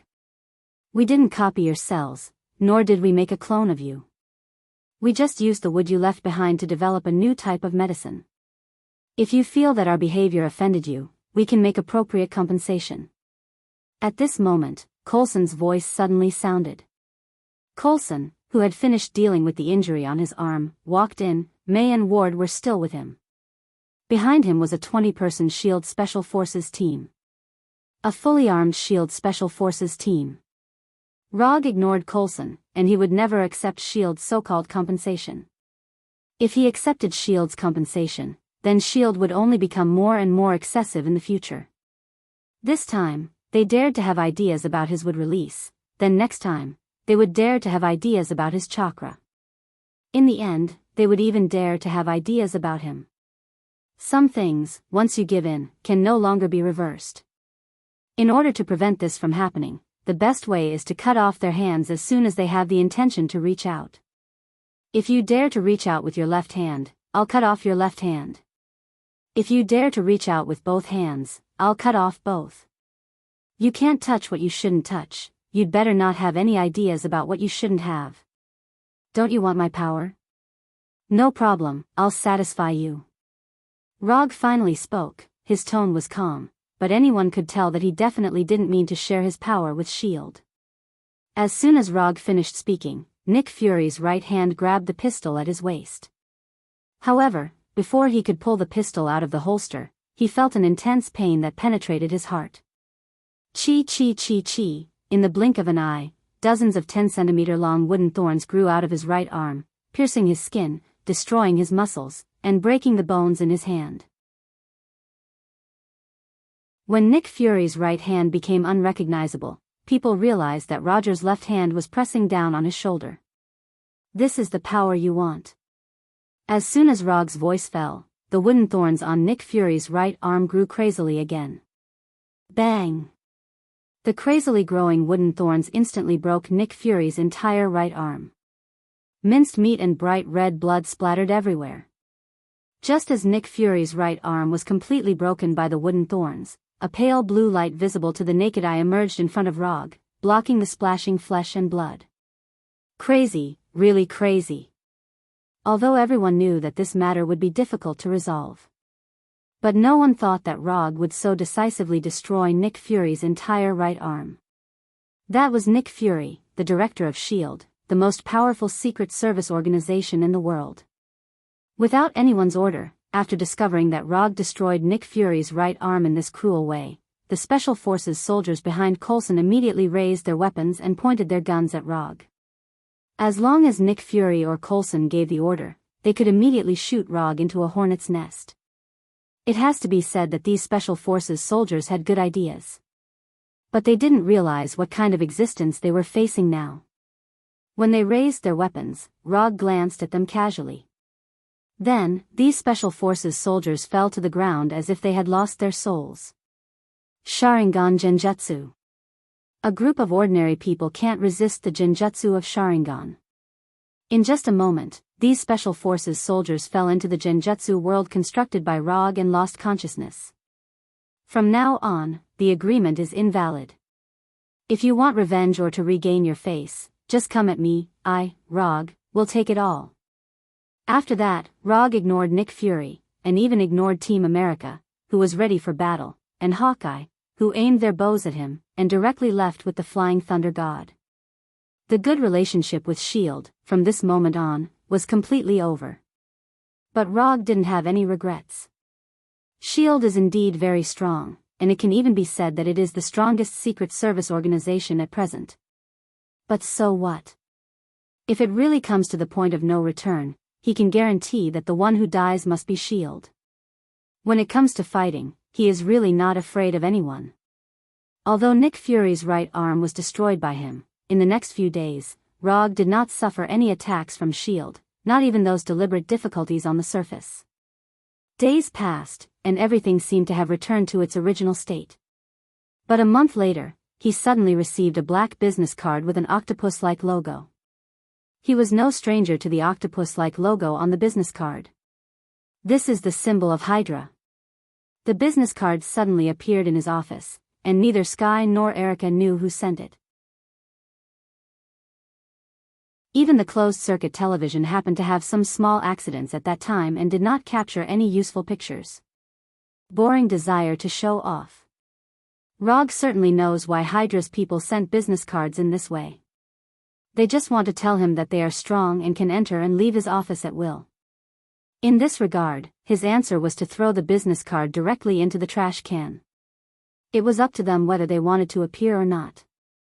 They were just an organization without much strength. What was the point of pretending to be a wolf? After dealing with this trivial episode, Rog left the office with the Flying Thunder God and came to Dr. Connor's experiment. After postponing the planned date again and again, Dr. Connors finally derived the last key data and successfully restored Richard's super spider equation.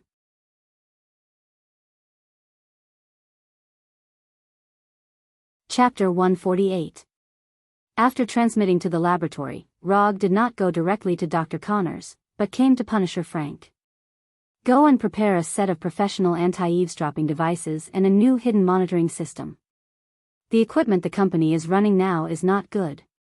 Some cockroaches have mixed in. Professional matters should be left to the professionals. And Frank the Punisher was such a professional. In terms of fighting power, Punisher may not be as good as Abomination Bronsky. But in terms of practicality, Abomination is not as good as Punisher. What did it mean to be a professional tool? A Punisher, was it? No problem, give me a day. Although Punisher only knows how to fight and kill most of the time, he has many special channels that Rog does not have. It is not difficult for him to get a set of professional eavesdropping and monitoring equipment. After instructing Punisher, Rog found Dr. Connors, intending to see the final version that Dr. Connors had developed. Richard is really a genius. His method of using a specific gene-locking equation is perfect. When Rog arrived, Dr. Connors took out a few mutant spiders and then opened his right sleeve. I improved my own equation according to his equation, and the effect was better than I thought. My right hand is really restored. It's not a temporary recovery, it's a real recovery. The whole biological tissue structure of the right hand has been completely stabilized and will no longer disappear because of the disappearance of the serum effect. Dr. Connors waved his right hand excitedly at Rog, and his face showed a childlike look of joy. The dream that he had longed for all his life was finally realized. This wonderful feeling could not be described in words. I saw it, but this is not what I want. After spending so much time and money, what Rog wanted was not a serum for severed limb repair.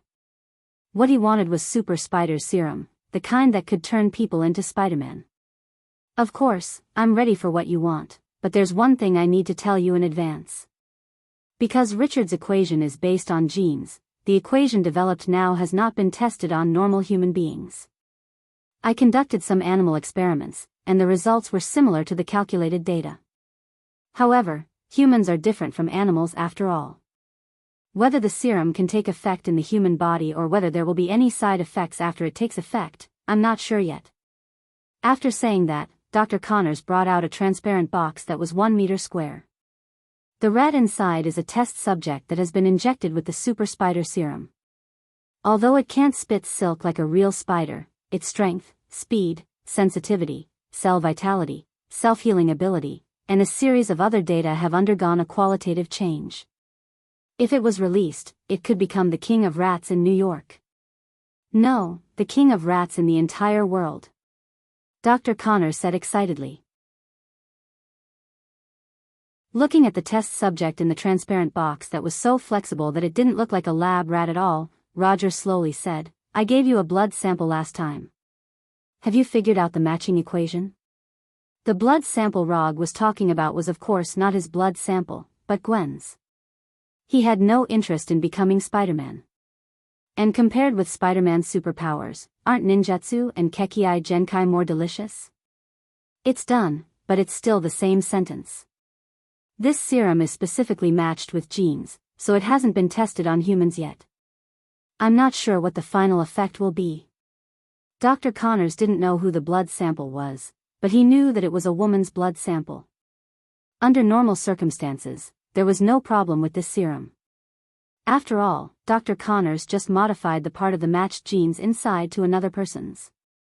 However, scientific experiments have their own buff of uncontrolled experiments. Especially those that have not been tested on humans. For example, a certain big green guy was born in this way. Is there any way to skip the part of human experiments to determine the effect, or directly use experimental data for accurate simulation? It was an immoral thing to risk Gwen directly, so he would never do it before determining the effect of the serum. Yes. In my previous laboratory, there was such an instrument that could conduct computer simulation of biological experiments. I mean my lab in the Osborne group, not the one in the sewers. But even if I use that instrument for simulation, I need detailed data of the experimental target, the more detailed the better, and the simulation is always only an experimental data, which does not represent the results of the real human experiment. The simulated experimental data is always just the simulation effect. No one can guarantee whether the real experimental results will be the same as the simulated results. I'll deal with the instrument and data. You continue to check the equation. I don't want any problems with the equation. Do you understand? There is only one Gwen in the world, which means he has only one chance. If the experiment fails, his plan to create Spider-Gwen will fail completely. After continuing to communicate with Dr. Connors for a few minutes, Rog returned to the office with the Flying Thunder God. He didn't need to do it himself to get the experimental simulation instrument out of Oscorp. This kind of heavy work, there is Abomination. At most, he can give Abomination a few more shadow clones, which is enough to face any situation. 3 days later, the famous Oscorp building suffered a serious violent invasion. A large number of laboratories were destroyed, including the laboratory of Dr. Connors, the former head of the interspecies laboratory. When Dr. Connors saw Abomination with the experimental simulation instrument, his eyes were not on the experimental instrument, but on Abomination. This kind of body, this kind of power, this is simply the perfect masterpiece of the Creator. In the eyes of others, Abomination is like a monster. In the eyes of Dr. Connors, it is as moving as an angel. Is that why he has no interest in my lizard serum? But compared with this beautiful creature in front of me, my lizard serum is really nothing. The Abomination had never seen Dr. Connors before. When he saw Connors walking towards him with a longing expression and gently stroking his arm, he suddenly had the idea of directly smashing Dr. Connors to death with the instrument in his hand. No, I have to endure. This guy is also someone Rog found. If he kills him, Rog will be very angry. However, this guy's perverted behavior really made people very unhappy.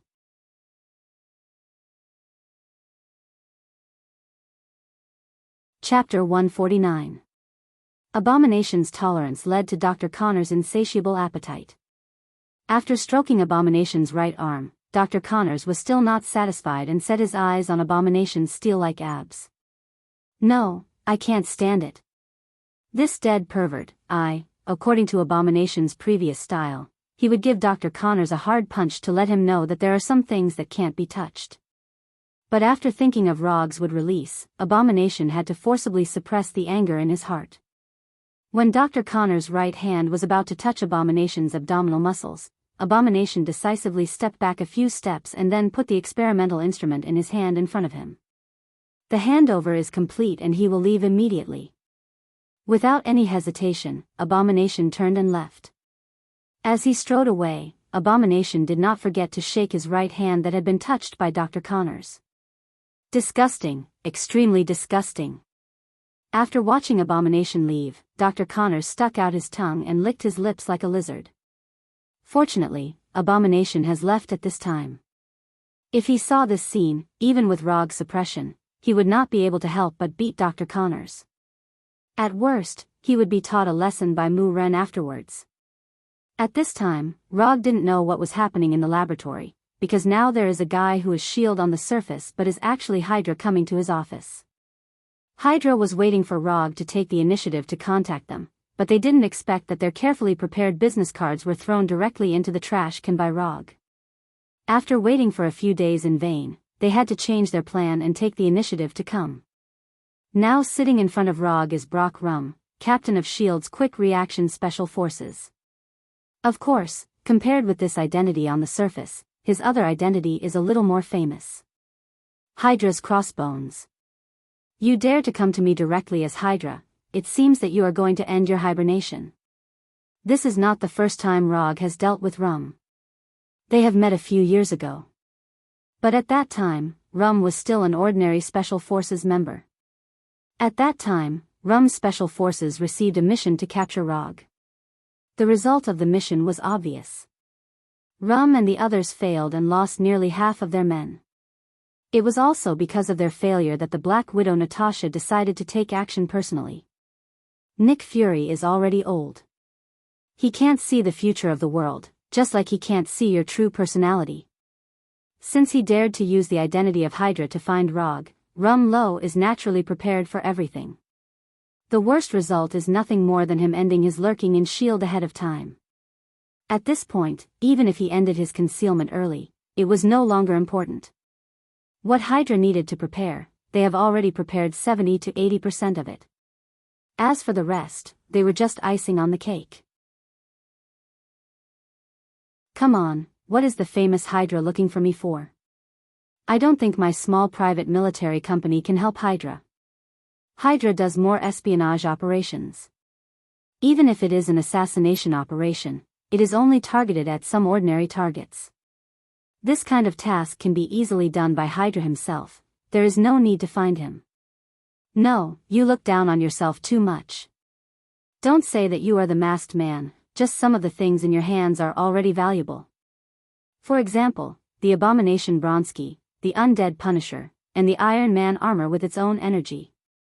And as far as we know, Dr. Lizardman Connors, who gave Oscorp a headache some time ago, is now in your hands." Rog was not surprised that Hydra was able to investigate the Abomination and Punisher. After all, they often appear in public. But Hydra was able to investigate Dr. Lizardman and Mark III, which surprised him a little. Since rescuing Dr. Connors from Oscorp, Dr. Connors has not left the secret laboratory. As for Mark III, he has not worn it once. Even S.H.I.E.L.D.'s people didn't know that he had a set of Mark III with its own energy in his hands. Interesting. Although you said so much, if I'm not wrong, what you want should be Tawny's Iron Man armor. Among the 4 things proposed by Rum, the one that best meets Hydra's current needs is Iron Man's Iron Man armor. In particular, the Battle of New York has shown the world the power of the Iron Man armor. However, since the Ironmonger incident, Tawny's protection of the Iron Man armor has increased by several levels. In addition to Colonel Road wearing a set of Mark II and transforming it into the Iron Patriot, only Rog has a set of Mark III in his hands. But only he and Tawny know about this. What we want most now is the Iron Man armor, but we are also interested in the Abomination, Punisher, and Lizardman's biotechnology. If you are willing to give us the Iron Man armor for a few days to study, or provide these 3 biotechnology, we will give you an unimaginable return. Although Hydra has never officially contacted ROG before, this does not mean that they know nothing about ROG. Since ROG's sudden appearance in New York a few years ago, especially after he defeated S.H.I.E.L.'s several arrests, Hydra began to secretly investigate his information. On the surface, ROG seems to be a person who doesn't have much pursuit of money, power, and beauty. But after careful analysis by the psychologists inside Hydra, they can basically determine that ROG is just relatively well controlled. Simply put, he is not pure and simple, he is just a little bit boring. Hydra is not worried about ROG's greed and lust because they have enough strength to satisfy ROG, which is one of the reasons why Rum is so straightforward. Just name your price and Hydra will lose if they can't satisfy you. It seems that you are very confident. I can't give you the Iron Man armor. This is a matter of principle. As for the biotechnology you mentioned, it's not impossible to give you one. However, I'm afraid you won't be able to give me what I want. Although he doesn't know what went wrong, causing Hydra to think that the Punisher's immortality is some kind of biotechnology, ROG has no intention of explaining this to them. Just say it, what do you want? Rum said with great confidence. I want the obelisk, which is the first 084 item in S.H.I.E.L.D.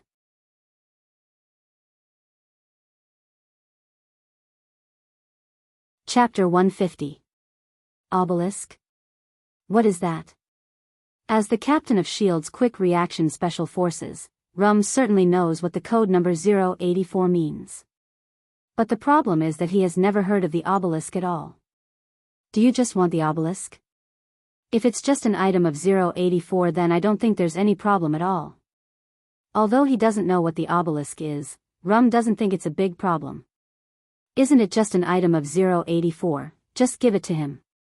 First of all, this is not an ordinary item of 084, it's the first item of 084. Secondly, I think you'd better give feedback to the people above you, it's not as simple as you think. Looking at Rum's indifferent face, ROG knew that this guy didn't know what the obelisk meant. In that case, I can give feedback to the people above. But I want to know, if we give you the obelisk, what can you give us? I can lend you Abomination for a few days, or give you 5 copies of Dr. Connor's lizard serum. Mark III and Punisher don't need to think about it. One is a matter of principle, and the other will involve some of his secrets. Although even if Punisher is handed over to Hydra, they may not be able to study anything, but it's always right to be careful. Are there only these 2? Rum or Hydra, what they want most is Tawny's Iron Man armor. If they have Tawny's Iron Man armor, they can reverse engineer a lot of good things with their technological level and research and development level. Tawny's Iron Man armor is not just a weapon, but a systematic technological product. Weapon system, power system, flight system, operating system, arc reactor, any system on the Iron Man armor has an incomparably broad application scenario. If used well, the Iron Man armor can even directly improve Hydra's overall technological level. Now I can only choose one of the 2. If you have more things that interest me, I can give you both directly. Rum left ROG's company. Although he didn't get the Iron Man armor he wanted most, the research opportunity of Abomination and Lizard Serum were also good gains. Of course, the prerequisite for all of this was that they could obtain the obelisk. After Rum left, ROG picked up the phone on the desk and called Sky and Erica into his office. From today onwards, Erica, you're responsible for teaching Sky how to fight. Erica had no objection to ROG's arrangement, and directly nodded in agreement. But Erica's agreement didn't mean that Sky would agree too. I don't want to. I'm a hacker. I don't need to learn fighting. Sky directly rejected ROG's proposal. You have no right to refuse unless you can beat me or Erica. In addition, learning how to fight is also to allow you to see your parents as soon as possible. Although Sky's hacking skills weren't bad, the Shockwave Girl Sky was the role she should play in the future. When he asked Hydra for the obelisk, he had already made the decision to let Sky awaken as an inhuman ahead of time. Although he was still dissatisfied, Sky agreed in the end. As long as she could find her parents, let alone learning how to fight, she could even join S.H.I.E.L.D. He didn't know if it was because Hydra didn't get the obelisk, or if they felt that the obelisk was more valuable than what Rog had given them. After Rum left, Hydra never contacted Rog again. Rog didn't care about this. The obelisk can awaken Sky as an inhuman, but it's not the only way. Even without the obelisk, he has other ways to get the Terrigen crystal. Hydra didn't contact Rog again, and Rog didn't bother to pay attention to these guys who were doomed to fail. A week later, Rog received a message from Dr. Connors. The spider serum suitable for Gwen has completed thousands of simulation tests without any abnormal reactions that should not have occurred. After the Flying Thunder God came to the laboratory, Rog took a finger-sized syringe from Dr. Connors. Although it has undergone enough simulation tests, I still have to say, use it with caution. Rog nodded, then left the laboratory and returned to his office. After returning to the office, Rog sat in a chair without saying a word. More than 10 minutes later, he called Gwen. What should be faced, must always be faced. More than an hour later, in a Chinese restaurant that had just opened a few months later, Rog saw Gwen dressed particularly well. Why did you ask me to dinner so suddenly? Gwen asked. Rog helped Gwen pull out the chair, then returned to his seat and said, let's eat first, then we'll talk about it. Gwen looked at Rog suspiciously, and then she found that they were the only two guests in the restaurant. After enjoying a pure Chinese meal with Gwen, Rog said to Gwen, I asked you out tonight to tell you my true identity. In addition to being the president of an internet company and a logistics company, I have other identities. As soon as Rog finished speaking, Gwen replied, I know. Your real identity is actually the president of a private military company. My dad secretly investigated your identity and told me to stay away from people like you. Is there something wrong? That's not what I want to say. Yes, I also have a private military company, but that's not the point.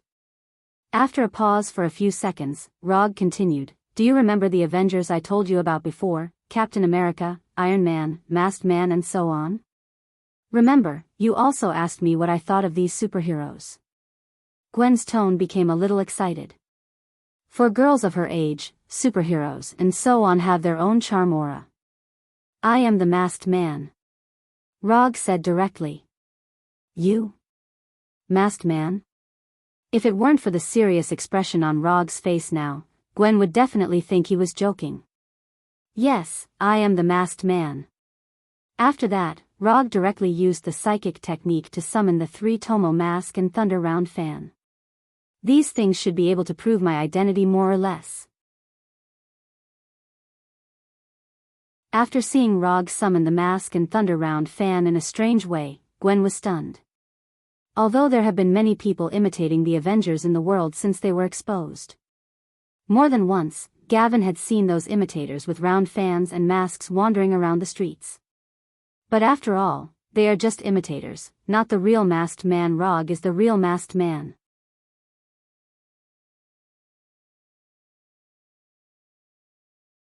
Chapter 151. Gwen looked at the mask and round fan that Rog put aside, and silently looked at Rog for a while. Then, she asked, can you fly? No.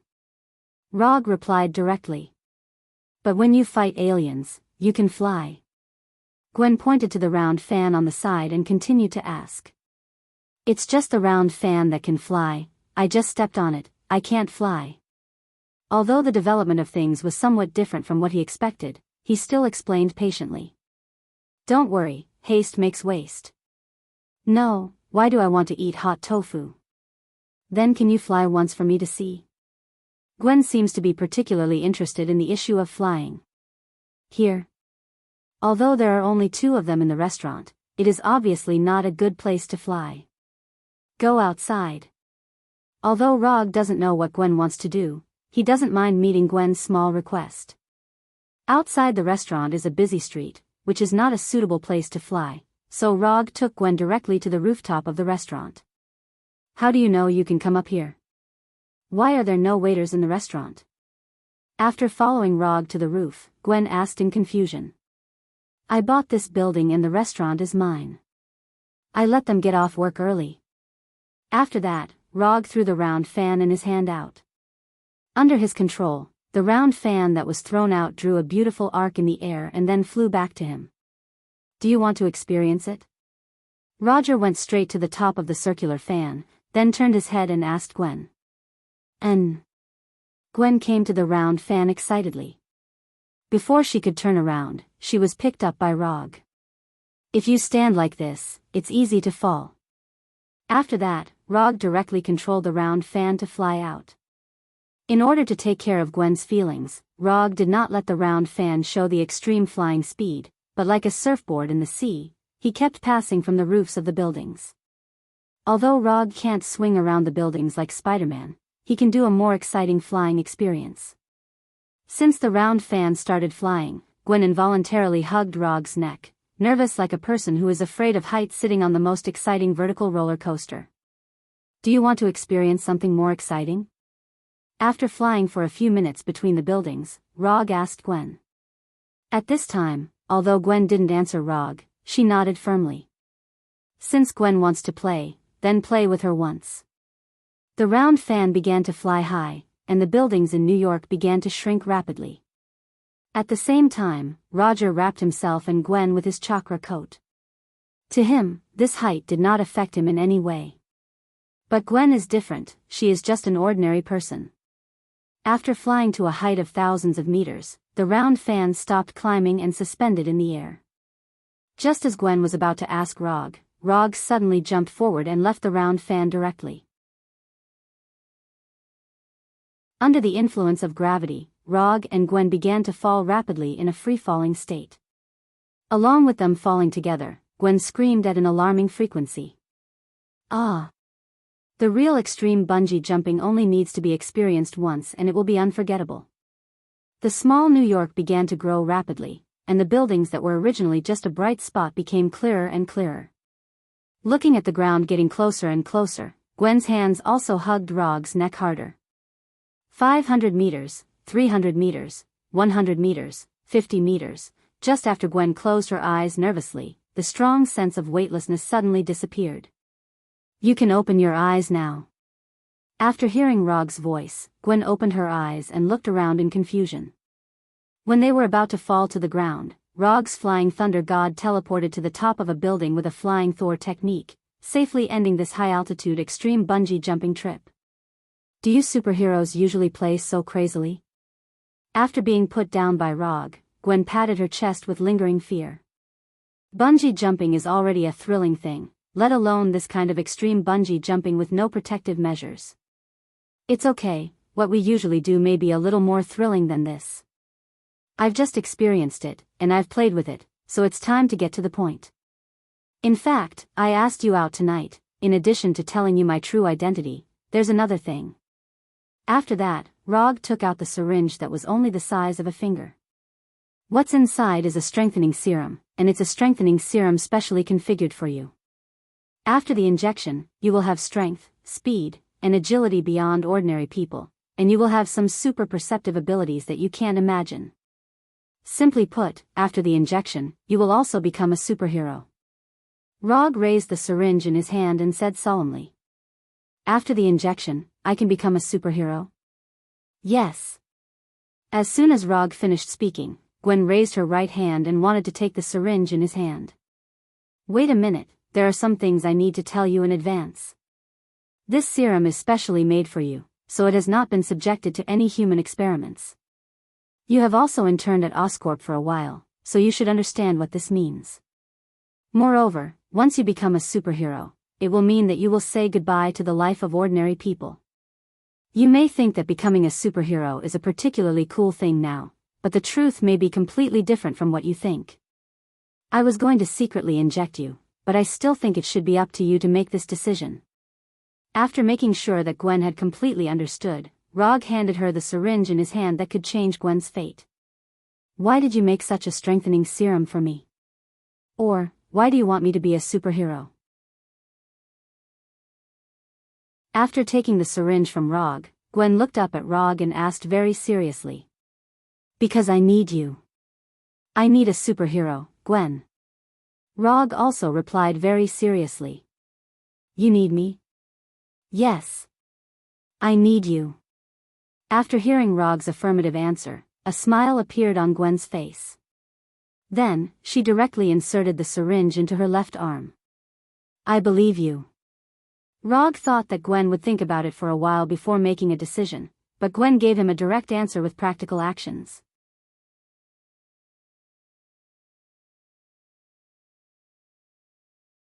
Chapter 152. You trust me so much? It has to be said that Gwen's decisiveness scared Rog a little. Were all young girls these days so bold and daring? Times have really changed. Intuition. I believe you won't harm me. And if you don't want me to know, with your ability, you can do it without me knowing. You respect my choice, so I believe in you. After speaking, Gwen threw away the syringe that had been used, with an aura of everything under her control. Rog did not speak, but sighed slightly helplessly, and then said, in the future, don't trust others so easily. For example, I am not the kind of superhero you imagine. Strictly speaking, I am not even a hero, let alone the kind of superhero who will save the world. I believe in my intuition. For Rog's reminder, Gwen didn't seem to take it to heart at all, and there was some excitement in her tone. Can this serum really make me a superhero? I don't seem to feel it at all. Just when Gwen began to doubt whether the injected serum was effective, a feeling of exhaustion that seemed to come from the depths of her soul suddenly came up. Take back that sentence just now. Before she finished speaking, Gwen fell forward as if she had lost all her strength and fell into Rog's arms. I'll be fine after a nap. This was the last sentence Gwen heard before she lost consciousness. Looking at Gwen, who had completely fainted in his arms, Rog began to struggle. Should I send her home? Although he knew the specific address of Gwen's house, if he sent the unconscious Gwen directly home, Gwen's parents might have some inexplicable ideas. So for the sake of safety, and to avoid some unnecessary trouble, he decided to take Gwen home, back to his home. Rog guaranteed with his own personality that this was really just to avoid unnecessary trouble in the future. After sensing the flying Thor at home, Rog and Gwen disappeared directly from the rooftop. After bringing the unconscious Gwen back to his home, Rog carried Gwen directly to his bedroom. Then, he left Gwen alone in the master bedroom. A little white dragon in the waves who was good at galloping on horseback would not take advantage of others when they were in danger. This was a matter of principle. After confirming that Gavin was only unconscious because of the effect of the serum, Rog went to his study and began to design a battle suit for Gavin. He said that he was designing the battle suit, but in fact, he was just redrawing the battle suit that already existed in his mind. The battle suit was mainly white and black. The upper body was mostly white, while the lower body was black. The elbows and the inside of the arms were a classic red spider web design. The headgear was also mainly pure white, but the outline of the eye sockets had been changed to red stripes. In addition to the color being different from the other spider suits, this spider suit belonging to Gavin also had a hood. The outer layer of the hat was also white, while the inner layer was in the form of a red spider web. After drawing the sketches of the battle suit and noting the body's data, Rog sent the designs to Erica and asked her to make as many arrangements as possible. After doing all this, Rog used chakra perception to sense Gwen's current life energy state, and then came to the guest room. The master bedroom was given to Gwen, so of course, he could only sleep in the guest room. The night was silent. Early the next morning, before Gwen got up, Rog specially prepared a large breakfast. If he remembered correctly, after being bitten by the mutant spider, Peter Parker showed a behavior of eating a lot to replenish his energy. It's better to be prepared than not to be prepared. After preparing breakfast, Rog did not go to the master bedroom to wake Gwen up, but came to the living room and played Berserker's Creed that he had not yet cleared. He just used chakra perception to sense Gwen's state and found that Gwen had gotten up and was now washing in the bathroom. Just after he completed an assassination mission, he heard footsteps coming from the side. Following the sound of footsteps, he turned his head and saw a scene that made his heart beat faster even though he had been on the battlefield for a long time. After washing up, Gwen came to the living room, but at this time, she was not wearing yesterday's clothes, but Rog's white shirt. The shirt that was just right for Rog was obviously much looser and bigger on Gwen. And it was directly worn with the effect of disappearing under the shirt. Long blonde hair with water droplets, a loose white shirt, slender and straight legs. Rog felt that his rationality seemed to have begun to show signs of turning into a beast. He looked at Gwen standing aside, looked at the game controller in his hand, and then turned to look at Gwen. For a man, this choice should not be difficult to make. Breakfast is on the table, I will finish the level in front of me first. After that, Rog once again put his eyes on the screen in front of him, and his fingers pressed frantically on the game controller. After hearing Rog's words, Gwen was stunned for a moment. After seeing that Rog really put all his attention on the screen, she suddenly became angry. Not long after waking up, Gwen guessed that this should be Rog's home. After discovering this, she was a little happy. However, after finding that she was still wearing yesterday's clothes, her good mood disappeared in an instant. After washing up, he changed into a new set of clothes, only to receive such a reply from Rog. "You, humph." Gwen snorted with dissatisfaction, then turned and walked towards the bedroom. Breakfast? Who would be in the mood to eat breakfast now? Gwen, who turned and walked towards the bedroom, did not find that Rog, who had always rejected the game, had silently opened Sharingan at this time. The process of the plot was directly skipped. The enemies were all killed. After opening Sharingan, Rog showed a far better game level than usual. When the last target character was killed, he directly teleported to the bedroom with the Flying Thunder God. It was not until his figure completely disappeared that the game controller fell to the floor. More than an hour later, Rog, who had changed his clothes, and Gwen appeared in the dining room and ate the breakfast that should have been finished more than an hour ago. "Do I need to eat so much in the future?" Gwen frowned and asked. She found that her appetite at this time had seriously exceeded her usual level. But even so, she still didn't feel full. "No. It's just for a few days, and it will return to the original situation later."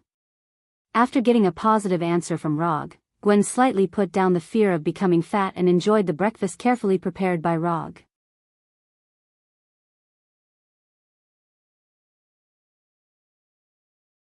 Chapter 153. Wait, isn't there something wrong? After a few minutes, Rog realized that there seemed to be something wrong with the scene just now. It should be that she hasn't galloped for a long time, so her reaction was a little slow. But fortunately, Gwen didn't seem to notice this. After breakfast, Rog sent the Flying Thunder God to his office and introduced Gwen to Sky and Erica. Erica, on the other hand, didn't react. She simply looked at Gwen curiously. Sky, on the other hand, showed an "I knew it" look. Rog chose to ignore Sky's malicious smile. "She's just a kid, don't worry about her." Later, Rog Flying Thunder God again and took Gwen to the warehouse where Dr. Connor's laboratory was located. "Gwen? Why are you here?" Dr. Connors is no stranger to Gwen. When Gwen was an intern at Oscorp, she interned in his laboratory. Dr. Connors? After seeing Dr. Connors, Gwen also showed a shocked look. Several months ago, Oscorp announced that Dr. Connors died unexpectedly because of an experimental accident. It was because of this that Gwen ended her internship at Oscorp ahead of schedule. That's a bit complicated to explain. I'll tell you slowly later. The serum you injected yesterday was developed by Dr. Connors. Now is not a good time to explain the grievances between Dr. Connors and Oscorp, so Rog interrupted their conversation in time and directly ended the topic that would be long once they talked about it. In addition to Dr. Connors, Frank the Punisher and Bronsky the Abomination were also in the warehouse at this time. After introducing the Punisher and the Abomination, Rog took Gwen to a building near her home. "You haven't been back all night. Go back and say you're safe. I'll come back to you in the evening." After saying goodbye to Gwen, Rog once again teleported to Dr. Connor's laboratory. Taking Gwen to the company and coming to this warehouse was just to let Gwen officially enter his life circle. As for the rest, there would be time to slowly introduce it to Gavin in the future. After returning to the laboratory, Rog went directly to Dr. Connors and went straight to the point. First of all, thank you for your hard work during this period of time. Later, I will ask Frank to give you a Swiss banknote as my small gift to you. Now that Gwen has injected the spider serum, there is no need to continue to limit Dr. Connors here. From a personal point of view, he was very grateful for the doctor's efforts during this period of time. So he intended to give freedom back to Dr. Connors. Doctor, if you're willing, you can leave right away. But before you leave, I will leave a curse mark on your tongue. This curse seal won't cause you any harm, it's just to ensure that you won't leak out any secrets related to me. For example, the formula for the spider serum, and the identity of Gavin and me. After saying that, Rog paused for a few seconds before continuing. Normally, I shouldn't threaten you at this time, but you should also understand the importance of these secrets. The best way to make someone keep a secret was to send that person to meet the Grim Reaper. Because only dead people will never leak secrets. But to Dr. Connors, who had helped him, Roger could not do such a thing as burning the bridge after crossing the river. In any case, Dr. Connors helped him complete a small dream, so if it wasn't necessary, he would never do that. Since he can't kill Dr. Connors, he can only use other ways to ensure that Dr. Connors doesn't leak secrets. And at this time, it's time for the system to perform. There are all kinds of fancy ninjutsu in the system, and one of them is called the Seal of Tongue Calamity Isolation Seal, which is very suitable for his current needs. The Seal of Tongue Calamity Root is a special seal used by Konoha Pot King Danzo to bind his subordinates. By engraving the curse seal on the target's tongue, the target can't say any secrets related to himself. Once there is such an idea or plan to do so, the target will be paralyzed, unable to speak, and unable to move. Actually, I don't intend to leave here. If you allow me, I want to study the abomination Bronsky. I can be a member of your team, as long as you are willing to cooperate with my research on the abomination. Rog thought that Dr. Connors would refuse, but he didn't expect that Dr. Connors would be willing to stay on his own initiative. And the reason for staying is the abomination. If I remember correctly, they just met some time ago, right? Did something happen between them? Or is it because of the attraction of the same color? The green-skinned abomination and the green-skinned Dr. Lizard, it seems that they really may be attracted to each other. While waiting for Rog's consent, Dr. Connors looked at the abomination in the corner of the warehouse, and then stretched out his long tongue with obvious lizard characteristics and licked his lips. After witnessing Dr. Connors' inadvertent move, Rog thought of a mixed-gender character with the same fanatical scientific research spirit. Well. Okay. If you need, I can let the abomination cooperate with your experiment. But the premise of the experiment is that you can't threaten the safety of the abomination's life, nor can you cause serious psychological trauma to him. He has been stimulated before, so his psychological endurance may be a little fragile. Rog agreed to Dr. Connors' request, and the addition of Dr. Connors can also make up for the team's technical disadvantage. As for the abomination, Rog doesn't think he will have any opinions about it. After dealing with the issue of Dr. Connors' departure, he returned to his office with the Flying Thunder God and thought about what to do next. Although Gwen has been injected with spider serum, there is still a long way to go before she becomes a real Spider-Gwen, so she still needs to be trained a little. But before that, he had to prepare all the equipment that Gavin needed. For example, battle suits, cobweb launchers, etc. The battle suits have been handed over to Erica and should be done soon. The cobweb launcher is a little more troublesome because the launcher needs to be remade. As for the sticky solution in the launcher, Oscorp just happens to have the right one. It seems that someone will have to go to Oscorp again. The last time it was the abomination who went to get the instrument, so this time it will be the Punisher. Rog feels that he likes Oscorp more and more.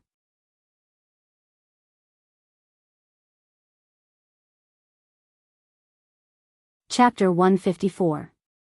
The matter of the spider web mucus is easier to solve, but for the launcher, you need to find a professional.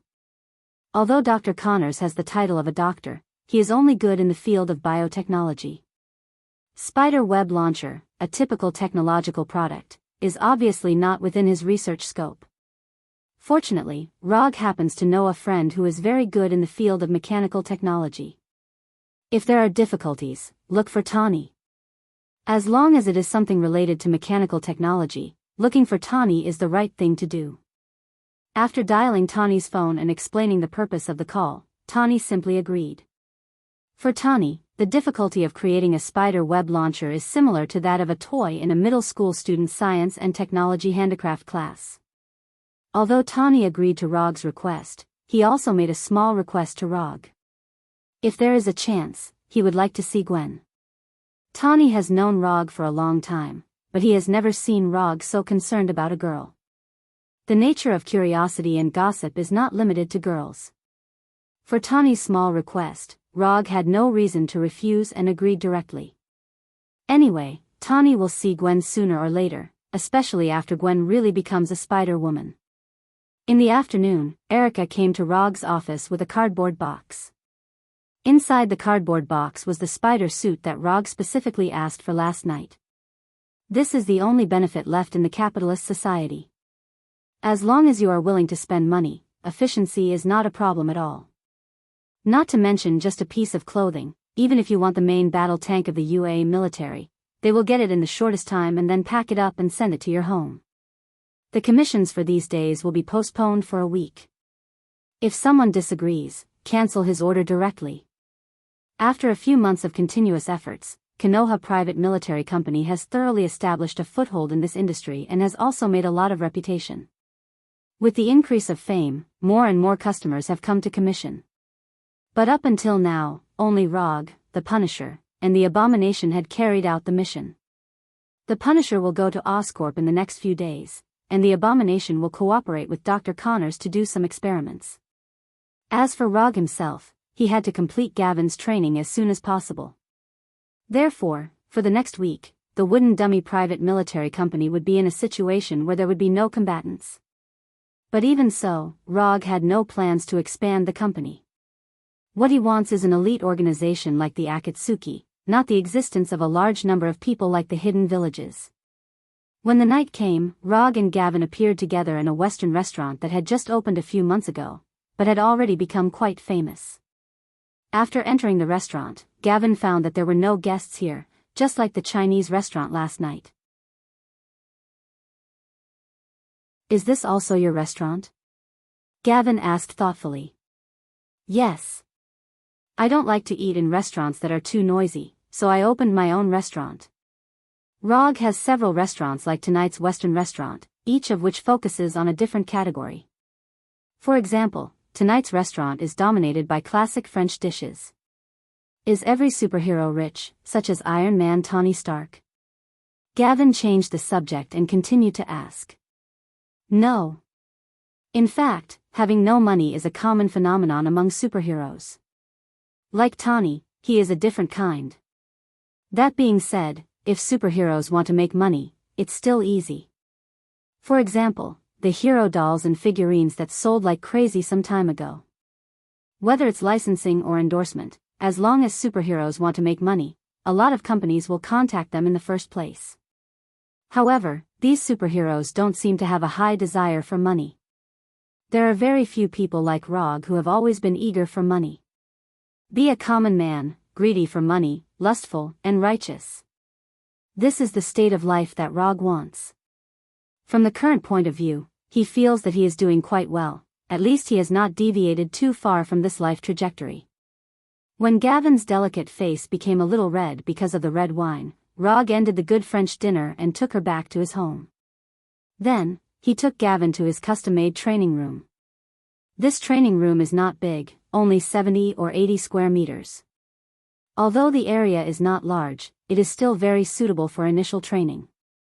Change into this suit. After handing the black and white spider suit to Gavin, Rog returned to his room and changed into a comfortable sportswear. When he came to the training room again, he saw Gavin, who had changed into the spider suit. Except for not wearing a hood, Gavin is now perfectly in line with his imagination. This is Spider Gavin. After calming down a little, Rog came to Gavin and said seriously, "Although you have been injected with the spider serum, you have not fully adapted to the power of the serum and you have no combat experience. So, before you go out to save others, I will do some basic training for you. Good. Gavin didn't say anything and directly agreed. Growing up in a police family, she has a chivalrous heart since she was a child. If it weren't for her father's strict opposition, she would even become a righteous policeman like her father in the future. After watching various fighting videos for more than 10 or 20 minutes with Gavin in the training room, Rog said to Gavin, "Now, let's start the formal training." As soon as the voice fell, Rog took the lead in launching an attack. Although Gavin has no combat experience, the extraordinary physique and reaction given by the spider serum still made her instinctively resist. Rog has no intention of teaching Gavin fighting techniques. With the spider serum, Gavin doesn't need to learn those things. She just needs to be familiar with her current strength. Letting her watch the fighting videos was just to let her have a rough understanding of what close combat was all about. Attack, block, counterattack. As time went by, Gavin's movements became more and more agile, and the speed of her attacks became faster and faster. Under Rog's intentional control, Gavin quickly adapted to the extraordinary power brought by the spider serum and began to have the momentum of a superhero. But there is one thing he can't control. In order not to hurt Gavin, he didn't use any ninjutsu or weapons, even chakra is not used too much. But this kind of close combat fighting is destined to have a lot of intimate physical contact between them. Especially when both of them had drunk red wine. As a result, the atmosphere of the battle began to subtly change. The place of the battle gradually evolved from the training room to Rog's bedroom. This night is destined to be a restless night.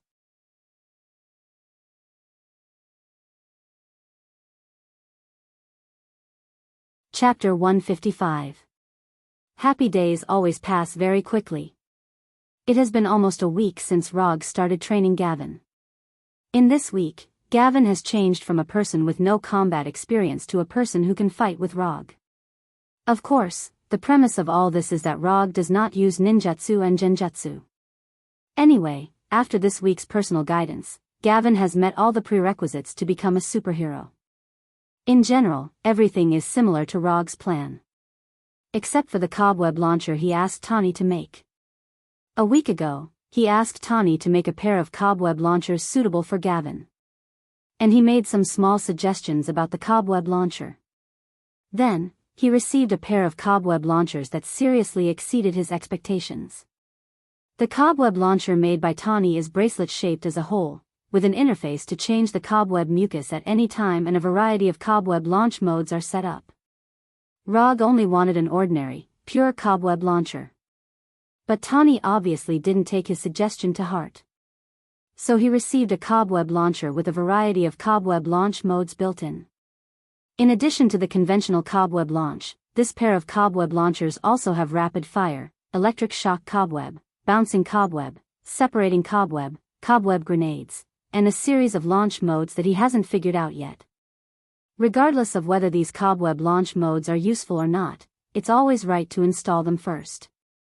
This cobweb launcher, which is obviously from the mind of a boy in science and engineering, made him think of the spider suit that Tawny designed for Spider-Man in the future.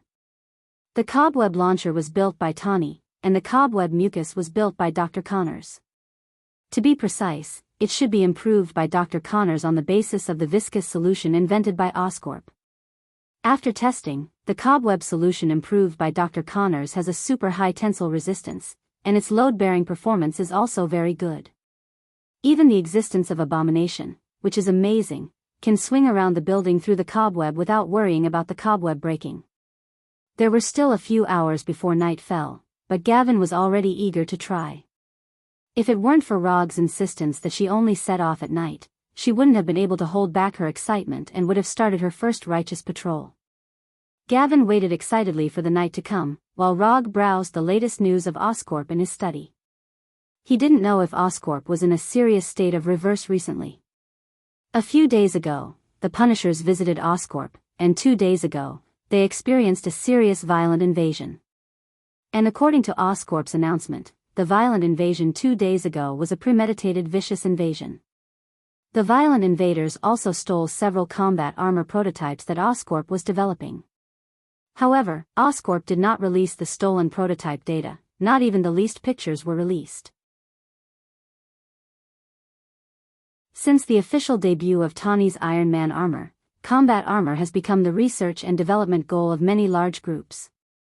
Although Oscorp's main focus is in the field of biotechnology, it does not mean that they are ignorant of the field of mechanical technology. With Oscorp's financial resources and research and development level, it is not difficult to develop several combat armor. ROG was not interested in what armor Oscorp lost. He just didn't want these armors to have any impact on Gavin's novice mission. After thinking about it for a few minutes, he decided that it was better to be steady. After nightfall, Spider Gavin set off. But what Gavin didn't find was that not long after she set off, a shadow clone followed her silently. After all, Gavin is still a newcomer, although she has enough power to protect herself and can easily deal with those conventional criminals. But the problem is that this is New York. In this city, anything can happen. When Gavin started her first superhero action, ROG also began to attack the last few levels of Berserker's Creed. Time passed little by little, and just when ROG thought that Gavin's action tonight would draw a perfect end, he suddenly received feedback that the shadow clone was lifted. It's really what you're afraid of. After sensing the Flying Thor technique on the spider web launcher, ROG directly left the living room with the Flying Thunder God and teleported to Gavin's side. As soon as the teleportation ended, he saw a scene like a battlefield, and Gavin, who was breathing rapidly. At this time, Gavin was standing on the top of a building, looking down at the street below. Following Gavin's gaze, you can see a 3 or 4 meter tall steel creature. To be precise, it's a steel rhinoceros with machine guns and missile launchers hanging on its body. At first sight of this guy, ROG recognized his identity. Rhinoceros Alexei Sisevich. I'm a rhinoceros, I said I would come back. After using the machine guns on the rhinoceros armor to penetrate 5 or 6 police cars in front of him, Alexei took the initiative to open the armor on his head and shouted excitedly at the police opposite him. Relying on the powerful firepower of the armor, Alexei forced the New York police officers to retreat. Behind Alexei, there were 7 or 8 punks who were also wearing rhinoceros headgear. These punks kept going in and out of the bank next to them, throwing bags of US dollars into the heavy trucks that had been prepared. Boom! Boom! Boom! Alexei, wearing the rhinoceros armor, blocked all the police alone, and the small missiles fired by the armor directly turned the police cars that came to support into fireballs. Ha ha ha ha, New Yorkers, fear, this is the power of the rhinoceros. After saying that, Alexei once again started shooting like a madman. Da-da-da-da-da-da, you did a good enough job tonight, leave the guys below to me. As soon as the voice fell, ROG summoned the 3-tomo mask and the Kusanagi sword. Then, he jumped directly from the top of the building. You dare to hit my woman, you're really tired of living. To some extent, ROG is a very protective person. And protective means that he will give extremely cruel retribution to those who hurt the people he cares about.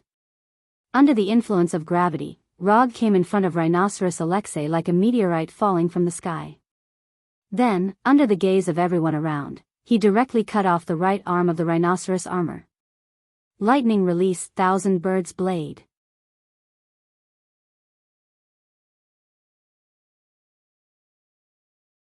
Chapter 156. In the blink of an eye, the right arm of the rhino armor, who had just been arrogant, was immediately cut off. It wasn't until the rhinoceros armor's thick metal right arm fell to the ground with a dull thud that everyone finally realized what had happened.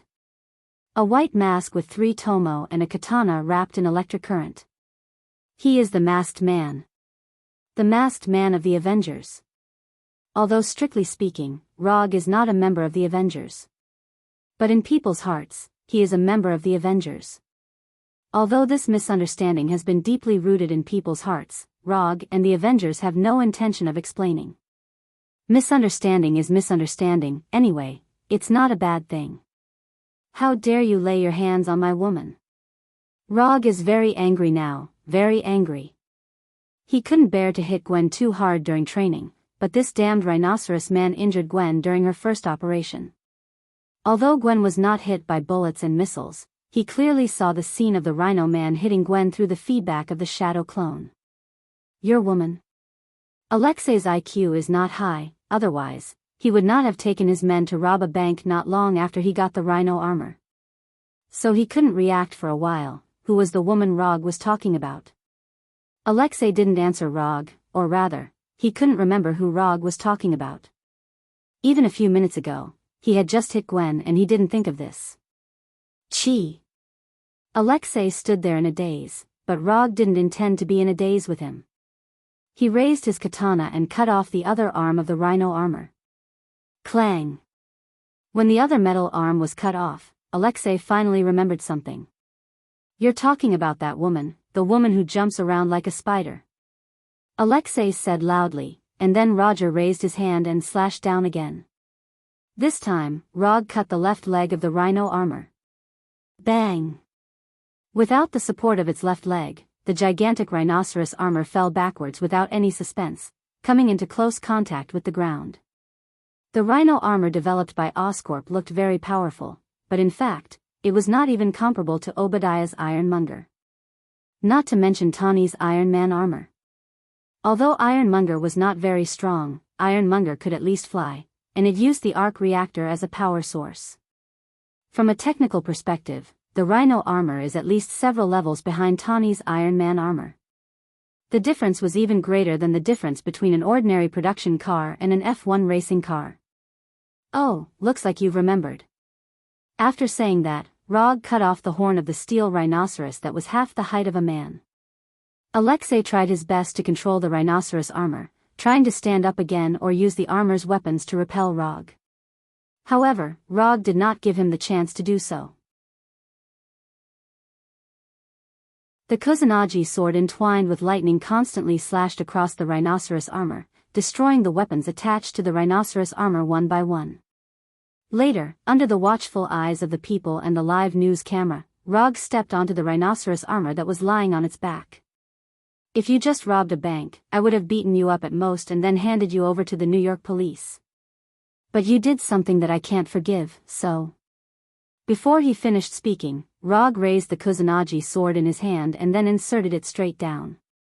The size of the rhinoceros armor is far larger than that of a normal person, which means that the controller inside will be perfectly wrapped inside the armor. Although it is impossible to see the inside of the armor, it is easy to guess where Alexei's limbs are in the armor by inferring from the position of Alexei's head. This sword strike is because you sent her flying. The Kusanagi sword entwined with lightning pierced Alexei's left shoulder with great precision. A strong tingling and severe numbness caused by the electric current instantly spread throughout his body, and at the same time, he completely lost the ability to move his left arm. This sword is because you put me in a bad mood. After pulling out the Kusanagi sword that pierced Alexei's left shoulder, Rog used the same method to pierce his right shoulder. Even if Alexei was a felon who returned to prison as if he was going home, after experiencing the pain twice in a row, he couldn't help but scream.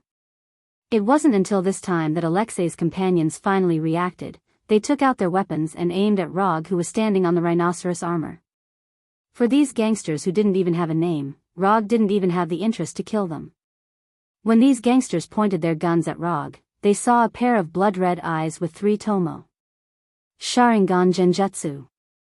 Just for a moment, these gangsters seemed to have suffered indescribable severe pain. One by one, they held their heads and then made tragic cries of pain. Don't expect your companions to come and save you, they don't care about you now. After that, Rog pulled out the Kusanagi sword that pierced Alexei's right shoulder and then pointed the tip of the sword at Alexei's forehead. No. You can't kill me. Oscorp asked me to do it, you can't kill me. Looking at the Kusanagi sword that was only a dozen centimeters away from him, Alexei said quickly. Oscorp? Alexei's plea for mercy succeeded in winning him a chance of survival, and it also made Rog think of a less humane way to test weapons. Actual combat test. For weapon developers, there is an embarrassing problem that they don't want to face, but they have to face it. That is, what kind of performance will the developed weapons show in a real battlefield environment? Generally speaking, there are only 2 solutions to this problem. The first is to use complex experiments to simulate all the bad situations that may be encountered on the battlefield, so as to test the performance of weapons in these extreme environments. This method is much more humane and relatively scientific, and it is the method used by most weapon developers at present. However, no matter how complex and scientific the simulated environment is, it can never replace the real battlefield. And the high cost of testing is not something that every weapon developer is willing to bear. Therefore, there is a second test method, actual combat test. The developed weapons are provided to small mercenaries or some special people for free or at a low price, so that they can conduct real combat tests, and finally recover these test results. As for the safety of the tester's life, it is not in their consideration at all. As far as ROG knows, there are many unknown small mercenary teams that have accepted such an actual combat test commission and then inexplicably died on an unknown battlefield. Generally speaking, the second test method is only used by small weapon developers or those who can't afford to pay for it. There is no need for such a behemoth like Oscorp to use this method. But judging from Alexei's current appearance, what he said should be true. Oscorp, it seems that it is not as simple as he thought. Daring to conduct an actual combat test of weapon-type armor in New York, this kind of courage is not something that ordinary people can have.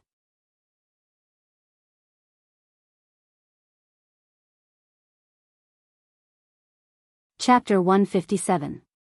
After going back, let Sky investigate Oscorp. Maybe there will be unexpected gains. After seeing ROG stop for a while, Alexei finally breathed a sigh of relief.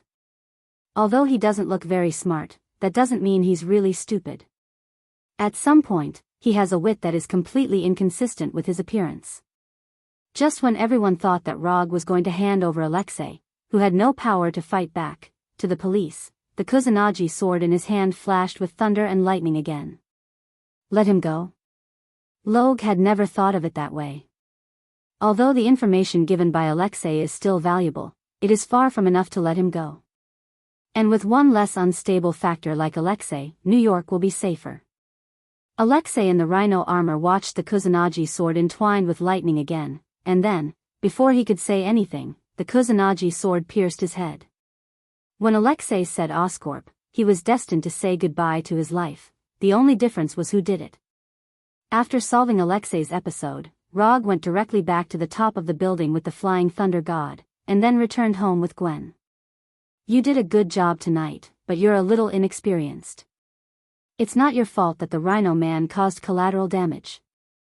Superheroes are not gods, and they can't protect everyone. It's not a good sign for a newcomer like Gwen to encounter this kind of situation for the first time. But when Gwen took off the white hood on her battle suit, ROG felt that his comfort just now seemed a little superfluous. Gwen not only didn't have the slightest loneliness and unwillingness, but she also looked unsatisfied.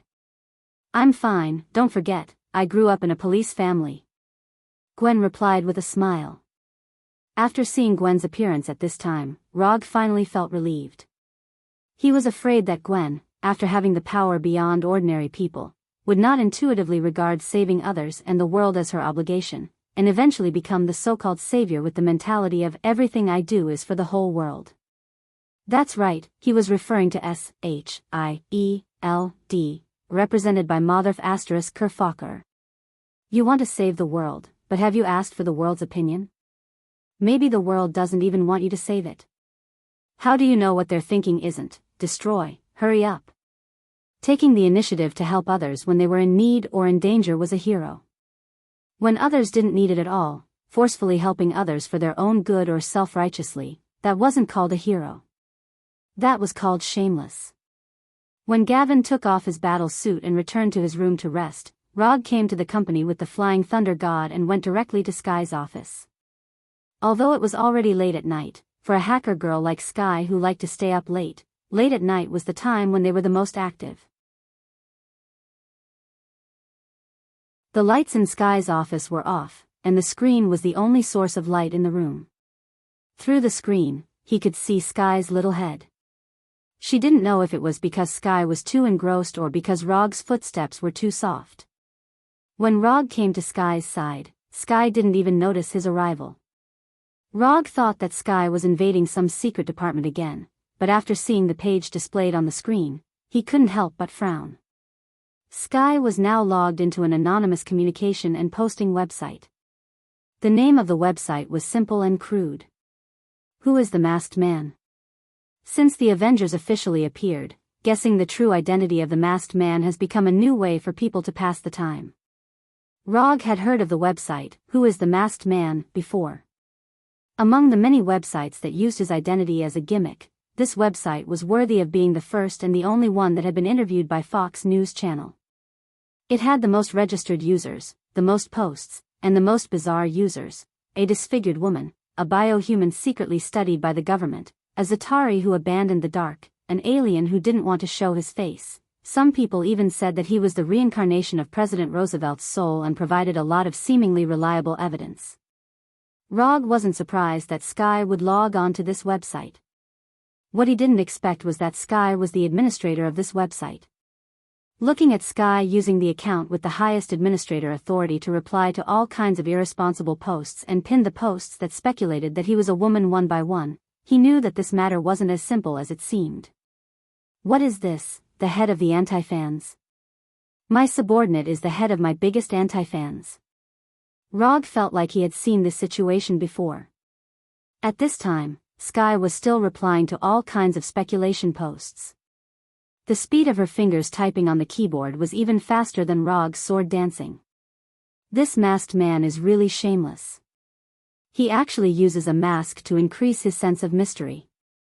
Too shameless. Rog glanced at the content of the post that Sky was replying to and said silently, "That's right. Everyone else has openly revealed their identities. Only he, Sky, who was replying to the post, instinctively replied." Then, she realized that something was wrong. Without the slightest hesitation, Sky's right hand swiped across the messy desk, and a metal kunai that looked exactly like the Thor appeared in her hand. The next second, the kunai flew towards Rog. Her reaction was very sharp, and she was very decisive. But it was useless. Although Rog was right next to Sky and he didn't dodge, the kunai still seriously missed its target and hit the wall behind him. Then, it was ruthlessly bounced away. "Why are you here?" After discovering that it was Rog, Sky closed the page and asked loudly, "Why can't I be here?" Rog answered calmly, "When did you get here?" "You just got here, right?" Sky paused for a moment and continued to ask. "When you pinned the post that suspected that I was a Japanese woman dressed as a man." Rog continued to reply calmly. "You?" Sky was silent, her hands crossed over her chest, looking like a dead pig that wasn't afraid of boiling water. "Since you're so energetic, you shouldn't mind helping me check something. I want you to invade the central control mainframe of Oscorp. I want to know all the projects that Oscorp has been researching recently. If you need external hardware support, I can let the Punisher or Shadow Clone assist you." Of course, a small rhino armor couldn't arouse his interest. But after knowing that Oscorp might be conducting actual combat tests, he became interested in a bioelectricity project of Oscorp.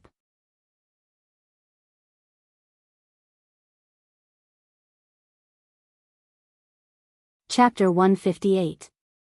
As a business giant that can compete with Stark Industries on military orders, Oscorp has a lot of strange research. And without exception, Oscorp's research has the possibility of weaponization and militarization. Although Oscorp has a lot of research projects, there are not many that can interest Rog, especially those that can help him now. In addition to Richard's mutant spider, the only thing that can attract his attention now is Max the Electric Man. But for the time being, he is not sure whether Max the Electric Man has been born. Unlike the rhino armor, which is a product of some pure purpose, the birth of Max the Electric Man was purely an accident. Max is a talented electrical engineer, and his design even helped Oscorp win a crucial New York power grid project. But unfortunately, Oscorp didn't pay attention to him and regarded him as a dispensable low-level employee. Until Max's birthday, he fell into a water tank with mutant electric eels. If Rog's memory is correct, that's how the Electric Man was born. But he's not sure now whether the Electric Man will be born as he remembers. If the Electric Man is born, then he doesn't mind having a pleasant lightning exchange with the electric man. If not, those mutant electric eels can also satisfy his curiosity a little. Rog is not angry? After finding that Rog was not as angry as she thought, several ideas came to Sky's mind. Then, she changed back to her previous fearless appearance. I can help you investigate all the research projects of Oscorp, but I want a reward. Sky suddenly said. Reward? What reward do you want? This is the first time Sky has offered a reward. After being reminded by Sky, Rog remembered that he never seemed to have given Sky any reward. In fact, not only Sky, but even Abomination and Punisher, he didn't give any reward. However, he remembered that Erica would give them a huge sum of money every month as their monthly remuneration. It's better to give them a huge sum of money than to ask for their well-being. Simple and crude, but very effective. Tell me, what reward do you want? Since Sky has taken the initiative to ask this question, Rog doesn't mind fulfilling her wish. It's simple. I hope that you can be my combat instructor.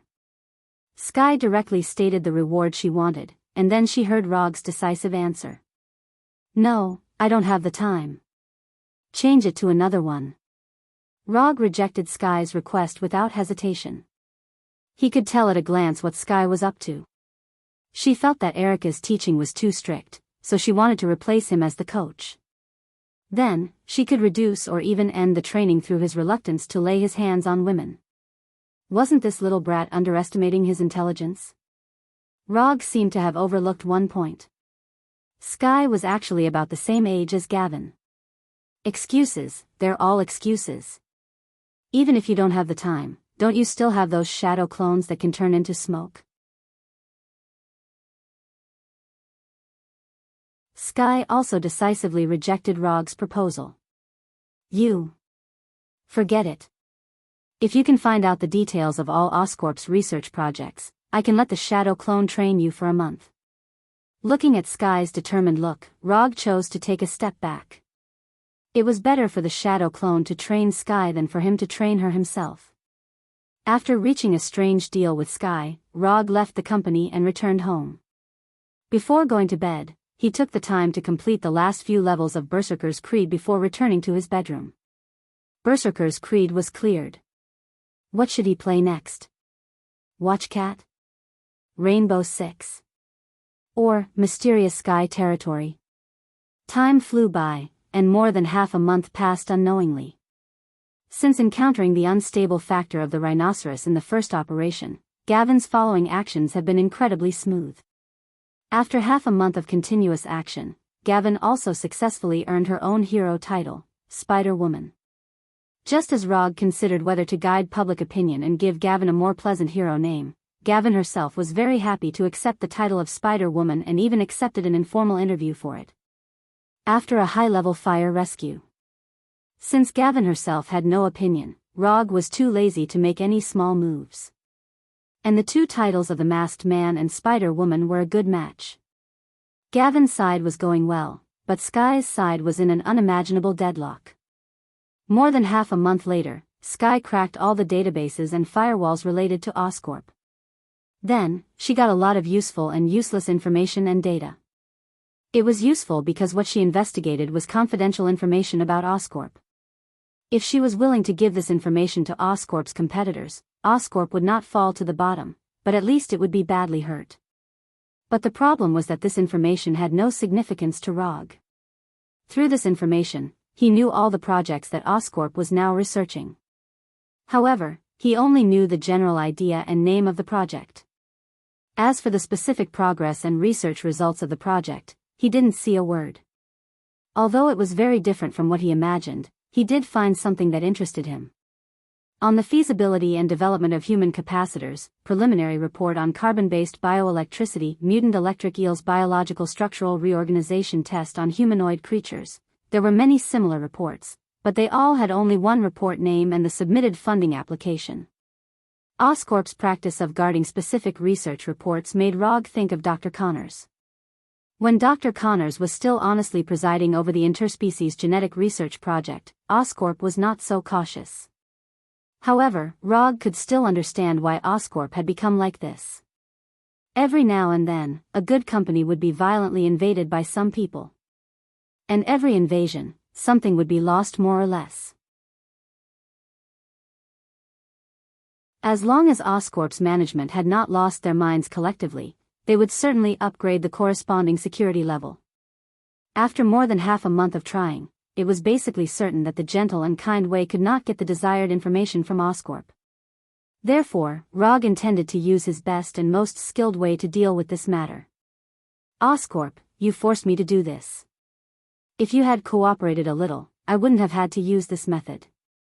Thinking of the situation that Oscorp was about to face, Rog sighed helplessly.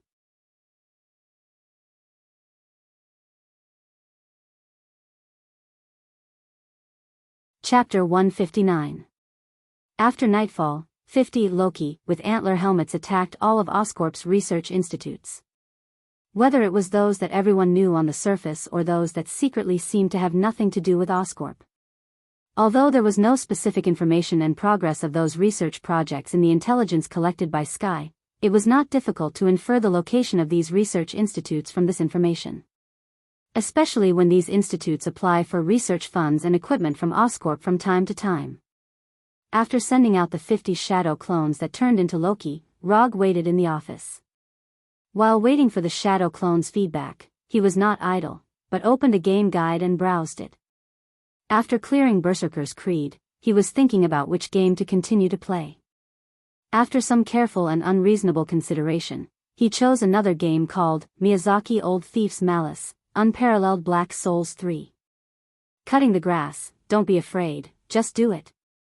While Rog browsed the game guide of Dark Souls 3, Harry Osborn, the head of Oscorp, was escorted by a team of bodyguards to Ravencroft Psychiatric Hospital, far from downtown New York.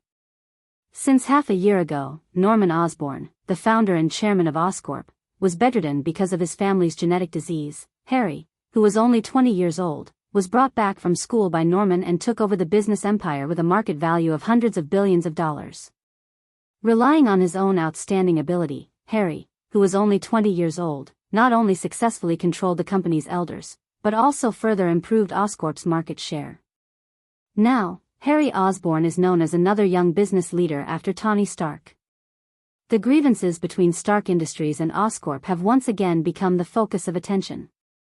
However, in terms of personal charm, Harry has always been weaker than Tony.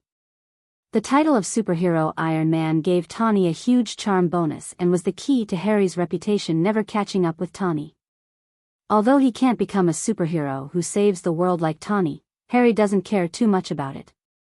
Compared with superheroes, he prefers to be the one who controls superheroes. Led by the guards of the mental hospital, Harry came to a secret research room in the deepest part of the mental hospital. Mr. Osborn, long time no see. When Harry arrived at the secret laboratory, a man in a white coat and a pair of heavy glasses greeted him. This man was the head of the laboratory, Dr. Kafka. He was one of the top experts in the field of biological research. What's the current situation of the test subjects? Harry ignored Dr. Kafka's flattery and went directly to the central control room of the laboratory. Through the special glass in front of the central control room, Harry could clearly see the test subject, Electric Man Max, who was firmly bound in a special device. His blue body was like an electric current.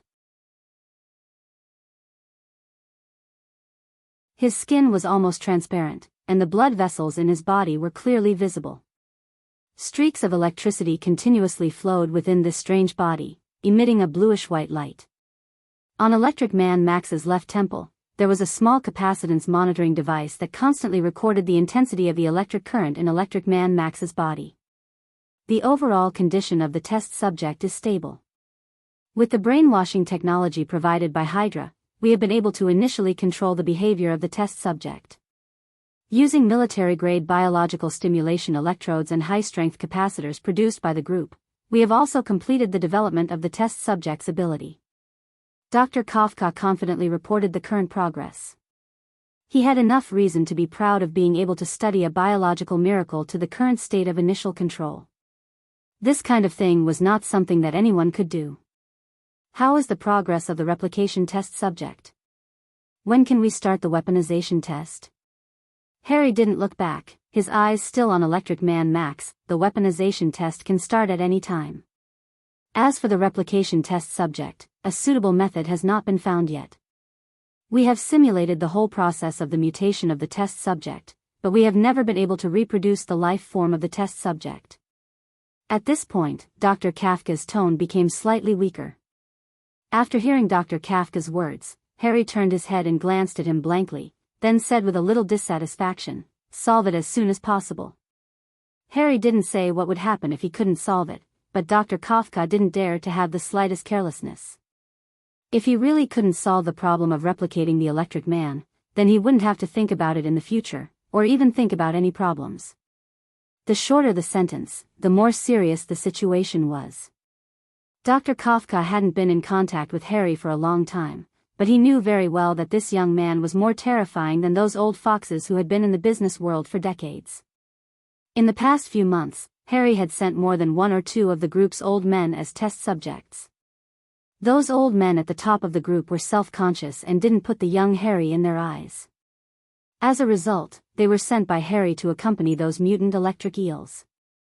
This young man was very ruthless. A few minutes later, just as Harry was about to leave the laboratory, the guard in charge of guarding the psychiatric hospital suddenly reported a message. "Someone has invaded. It's the man who took Dr. Connors away last time." Rog didn't ask the shadow clone to secretly invade. Anyway, the shadow clone now looked like Loki. Even if Oscorp was dissatisfied, it was impossible to trace it back to him. If you have any opinions, go to Asgard to find Odin for feedback. If you can see Odin. Although the guards of the psychiatric hospital were pretty good, they were still too insignificant in front of Rog's shadow clone. Almost without wasting much time, the shadow clone broke through the heavy guards of the psychiatric hospital and quickly came to the laboratory. "The actual test target is here, let the test subject do it." Harry, standing in the central control room, gave orders unhurriedly. Compared with the nervous experimenters and guards around him, Harry was as calm as a person from another dimension.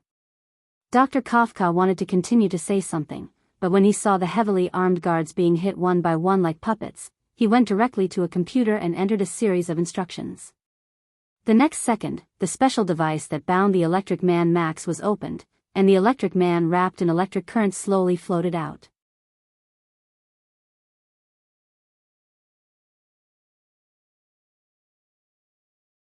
Chapter 160. Kill the Intruder. As soon as the Electric Man left the restraint device, he heard the order from Harry. The Electric Man floating in the air turned to look at Harry in the central control room, then landed directly on the ground, and the electric current on his body disappeared. After landing on the ground, the Electric Man didn't immediately attack and transform into Loki's shadow clone. Instead, he silently looked at his hands. It was the first time Electric Man Max had time to look at his current appearance since he fell into the fish tank where the mutant electric eels were raised. He only remembered that the mutant electric eels attacked him one after another. Some of the mutant electric eels even swam directly into his body from his mouth. Pain, extreme pain. Electric Man Max couldn't remember what happened after that. The only thing he still remembers now is the extreme pain of his whole body being torn apart and reassembled again and again. When he woke up again, he was already in this laboratory and hung on the special restraint device like a mummy. In the following days, he experienced all kinds of inhuman experiments beyond his imagination. Until one day, several people in Hydra uniforms came to the laboratory. Later, in addition to those inhumane experimental tests, he also began the 24-hour brainwashing experience. When the brainwashing was over, the thoughts of revenge that had filled his whole mind completely disappeared. At this time, Max was no longer the mutant who hated Oscorp, but a weapon in the hands of Oscorp, a powerful biological weapon. After silently examining his hands and his current body, Electric Man Max raised his head to look at his doppelganger. Without any hesitation, Electric Man Max raised his right hand directly, and an electric current gushed out of his palm in an instant, like real lightning striking the shadow clone. Although the shadow clone is not the main body, the shadow clone can basically do what the main body can do. Except for a little weak resistance, the shadow clone can basically be equivalent to the main body. At the moment when Electric Man Max raised his right hand, the shadow clone also launched an attack at the first time. Lightning release, Chidori sharp spear. Electric Man Max's right hand and the shadow clone's right hand emerged with a strong current at the same time. The only difference is that the Chidori sharp spear in the hand of the shadow clone has a complete form. The current emitted by Electric Man Max maintains the original irregular form of the current. Sizzle. The electric current shot out by Electric Man Max instantly collided with the shadow doppelganger's Chidori sharp spear, producing a series of ear-piercing electric current sounds. Bang bang bang bang, the irregular electric current was in a deadlock with the Chidori sharp spear. The electric current generated by the collision of the two kept striking the surroundings, making the originally dark laboratory suddenly brighten up. All kinds of metal instruments were hit by the electric currents that were running around. Then, without any suspense, they exploded and turned into fireballs. Compared to the devices that had exploded due to the electric shock, the guards close to the Electric Man Max and the shadow doppelganger were in an even worse state. If the metal instrument was hit, it would at most explode. However, if these guards were to be struck by the electric current, their lives would be taken away. When a few unlucky guards were instantly killed by the electric current, the remaining guards did not hesitate and retreated, no longer interfering in the inhuman battle between the electric figure and the shadow clone. Water release, water iron cannon. When the Chidori sharp spear was blocked by the electric current shot out from the electric figure's hand, the shadow doppelganger raised its left hand and directly shot the electric figure. The water iron cannon's liquid bullet arrived in front of Electric Man Max at a speed faster than the speed of sound. Then, it directly pierced through Electric Man Max's head. No, it was not pierced through. The moment the liquid bullet arrived in front of Electric Man Max's head suddenly changed from a stable biological form to a pure energy form. The liquid bullet flew into Electric Man Max's head and was instantly vaporized. Although the liquid bullet had an extremely strong penetrating power, in the end, it was just a ball of water condensed with chakra. While he was energizing his head, Electric Man Max didn't stay idle. He also raised his left hand. Just when everyone thought that Electric Man Max would use his left hand to shoot the electric current, Electric Man Max directly used himself as the center and erupted with an energy storm formed completely by lightning. When Electric Man had just unleashed the lightning storm, the shadow doppelganger had already planned to leave the laboratory with the Flying Thunder God. However, when the shadow doppelganger connected to the Flying Thunder God technique in the outside world, the shadow doppelganger directly gave up the idea of Flying Thunder God. I'm a person who has no feelings for information. Since the information is in my hands, then what happens next is none of my business. The shadow doppelganger must have the awareness of a shadow doppelganger. It must not steal the limelight from the original body. Thus, the shadow doppelganger ended the Chidori sharp spear in its right hand and allowed Electric Man's lightning storm to hit it. Bang! After being hit by the lightning storm, the shadow doppelganger turned into a cloud of smoke without any suspense. At the same time, it fed back the information it obtained to the original body. Rog, who was browsing through the unparalleled Onyx Soul strategy in the office, immediately received the feedback from the shadow doppelganger. Then, he came to a conclusion. This shadow doppelganger had a lot of personality. If he could work less, he would work less. If he could be at the bottom, he would not be at the top. This lazy character was exactly the same as him. Harry, who had been expressionless, finally changed his face when he saw the intruder fighting with Electric Man Max turned into a cloud of smoke and disappeared. Although he didn't deal with Rog, he heard from Hydra that this kind of doppelganger would turn into smoke after being attacked. Rog, the masked man of Konoha Private Military Company. For ordinary people, the identity of the masked man is a secret. But for those who have enough channels, it's easy to know that Rog is the masked man. Harry Osborn happens to be such a person with enough channels. It was he who took Dr. Connors away. Is he targeting Oscorp? Is it a black dog? It's a bit interesting. The intruder was Rog's shadow doppelganger, so it should also be his shadow doppelganger who took Dr. Connors away from the laboratory. Dr. Connors had been handed over to Oscorp, and Dr. Connors had been taken away. Harry is not only no stranger to this kind of black dog routine, but he is also very familiar with it. When he first took over Oscorp, he used this method a lot. For a while, Harry had the idea that he was the same kind of person as Rog. You're tuning into the Carefree Valley YouTube channel. Don't forget to subscribe and join us on this journey to catch the most captivating stories.